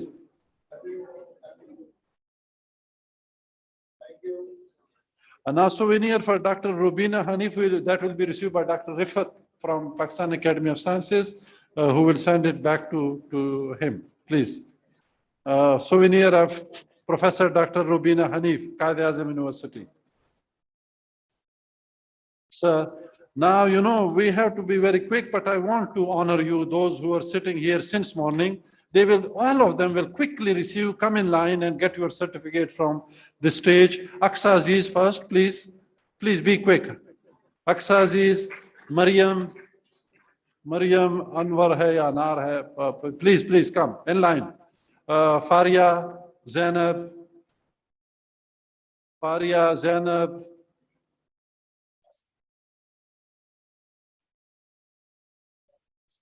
मैं मशवरा दूंगा बाकी जो बच्चे हैं ना वो इधर से आके खड़े हो जाए आप तीनों आ जाओ बेटा आप तीनों आते जाओ हदीबा कंवल एंड सैमून इधर से बाहर से आके इधर खड़े हो जाओ शाबाश लाइन बना दो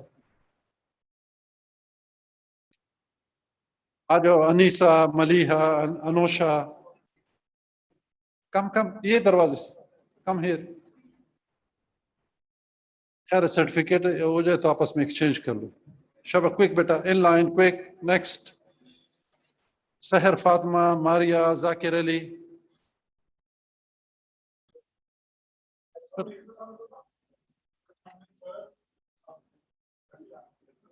Shabash, ना जाते जाओ अगर गलत मिल गया ना तो फिर आपस में चलो जाते जाओ एक एक करके this line first, 4 of them. बच्चों आप सारे इधर आ जाते हैं चलो नेक्स्ट बसारत आमना गुलाम यासीन इधर से आ जाओ बच्चों और फिर इधर ही से वापस जाके अपने अपनी सीटों पे जाओ ना, इस दरवाजे से। बसारत, आमना, गुलाम यासीन, जल्दी जल्दी जल्दी, शाबाश, जल्दी करो बच्चों, रास्ता छोड़े, खोले दरवाजा,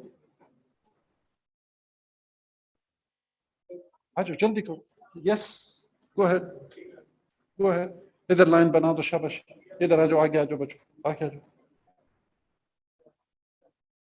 दे दो बेटा, आपस में चेंज कर लेंगे। ये बाहर शायद कड़ी होगी, तस्वर जो भी ले ले, खैर है।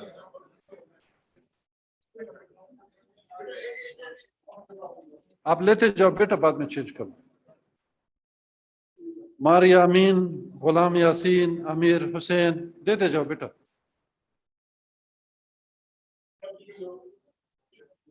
हमजा, जमशेद, इजाजुल हक, सनाउल्ला, लुबना, आ जाओ बेटो, इनके पीछे, शाबाश, चलो।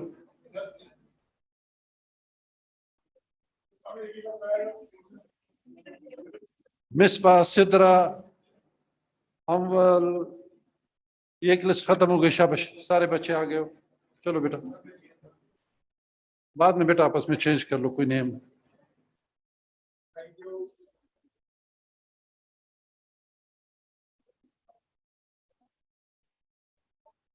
ये कुछ सीनियर लोगों के भी सर्टिफिकेट है, लेकिन मेरे ख्याल में आप लोग फिर इधर ही से ले लो। ये पहले मैं इस ग्रुप को निपटा दूं। चलो बच्चों, आगे हो जाओ, शाबाश, आगे हो जाओ, आगे आगे आ जाओ बेटा, सारे अंदर आ जाओ, आ जाओ, आ जाओ, आ जाओ, चलो, शाबाश, go ahead.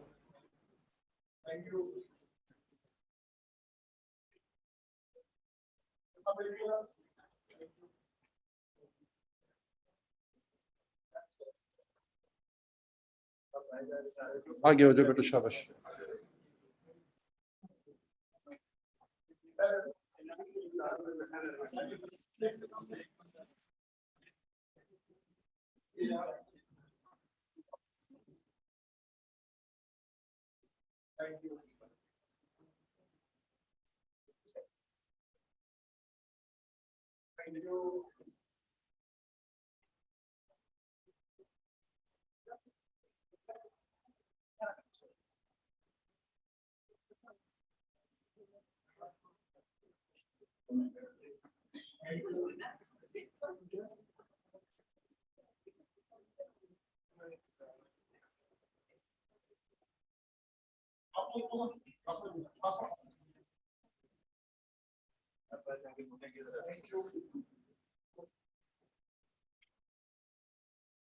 And next is Dr. Muhammad Ali, Tahir Usman, Mushtaq Saab. आप लोगों की participation certificates, if you could kindly collect it.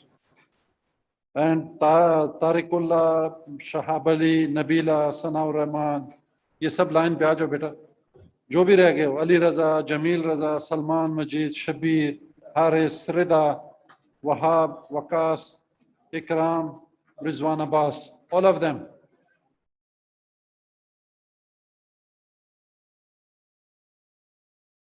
उधर ले जाओ बेटा, आपस में चेंज कर लो।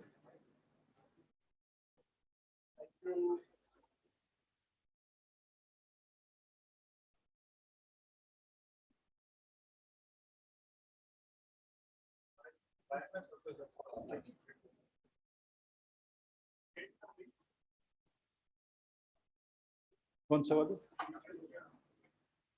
नहीं समझ नहीं आई।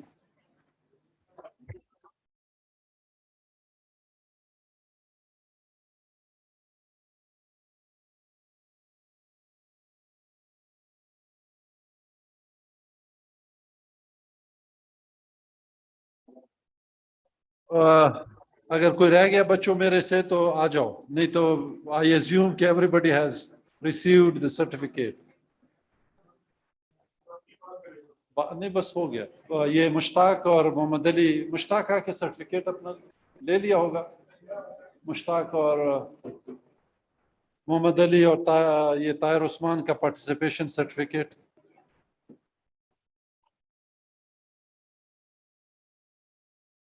आ जाओ आ जाओ आ जाओ आ जाओ आ जाओ।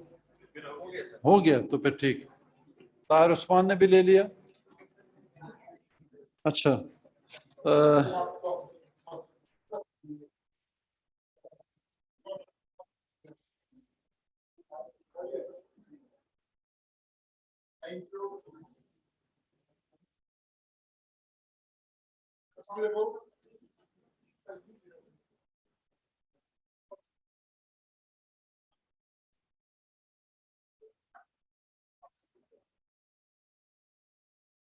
May I request the Faik Bilal to receive souvenir from Pakistan Academy of Sciences, a necktie for you, specifically from Secretary General of the Academy.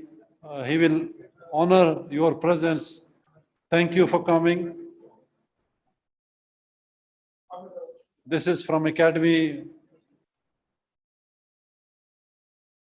And one for Mukhtar Sahab. Again, Secretary General is requested that you. जिया साहब का तो ये आप तो ले लो ना पहले से.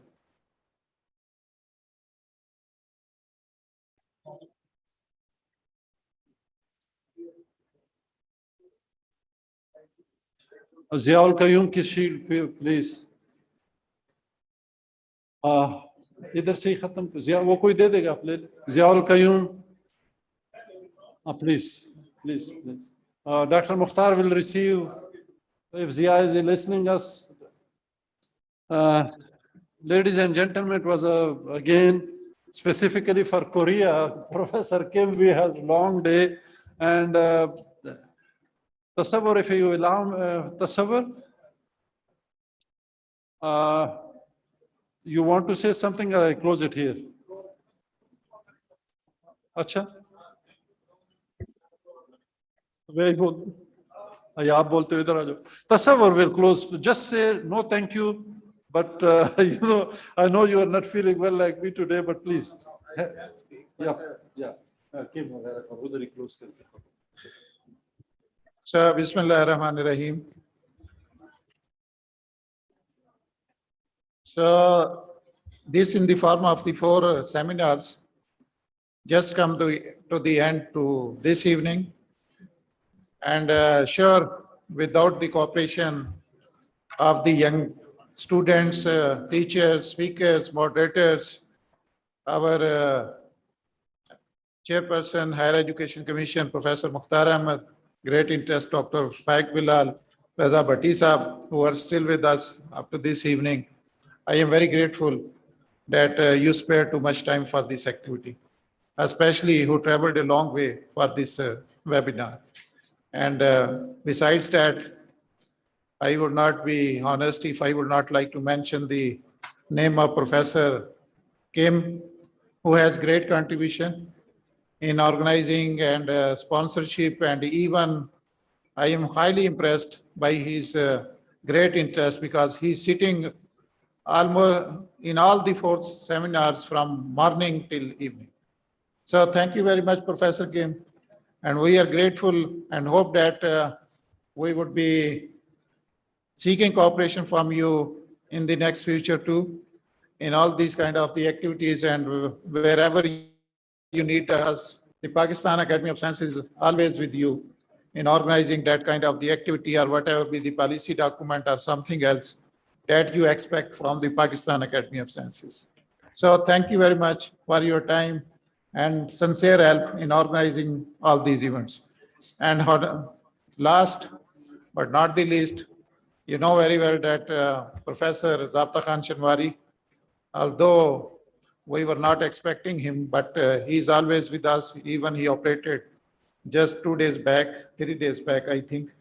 And he is with us even today from morning to evening. So I just pray that may Allah bless you, good health, sir. And I find him always dynamic, dedicated, and the honest personality. And it is really a proud to be here as a fellow, ex-secretary, Professor Emeritus of Qatar University, and so something like that. So a big hand for him, because he has taken a lead. Without his efforts, that this activity was never possible.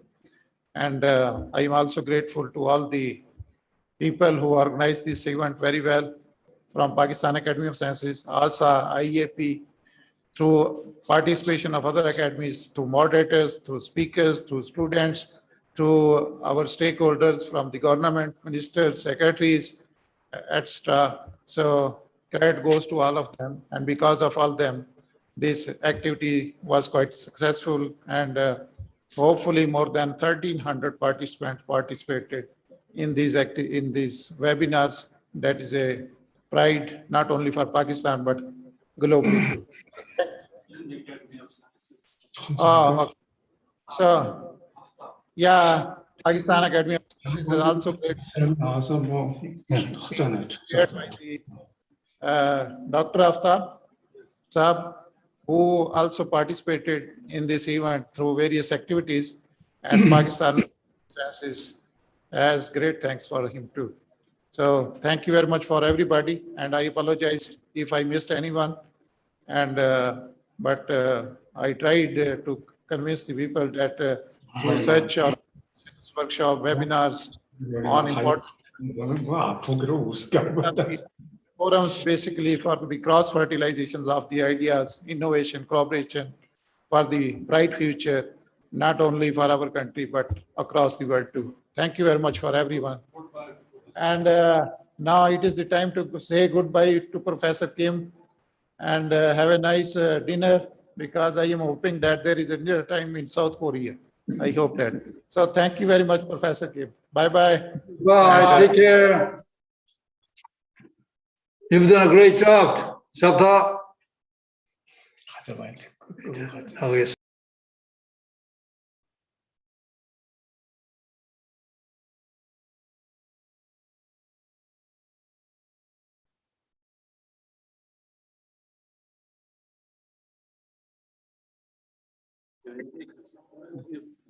Professor Kim, you are already online or gone? Professor Kim is gone. He's gone. Anyways, thank you very much. I wanted to say them thank you in Korean language, because I have done my PhD from South Korea. I did one postdoc from South Korea, and I wanted to tell them in their Korean language that Kamsahamnida. It was very nice to you see. Yeah, thank you so much. Nice.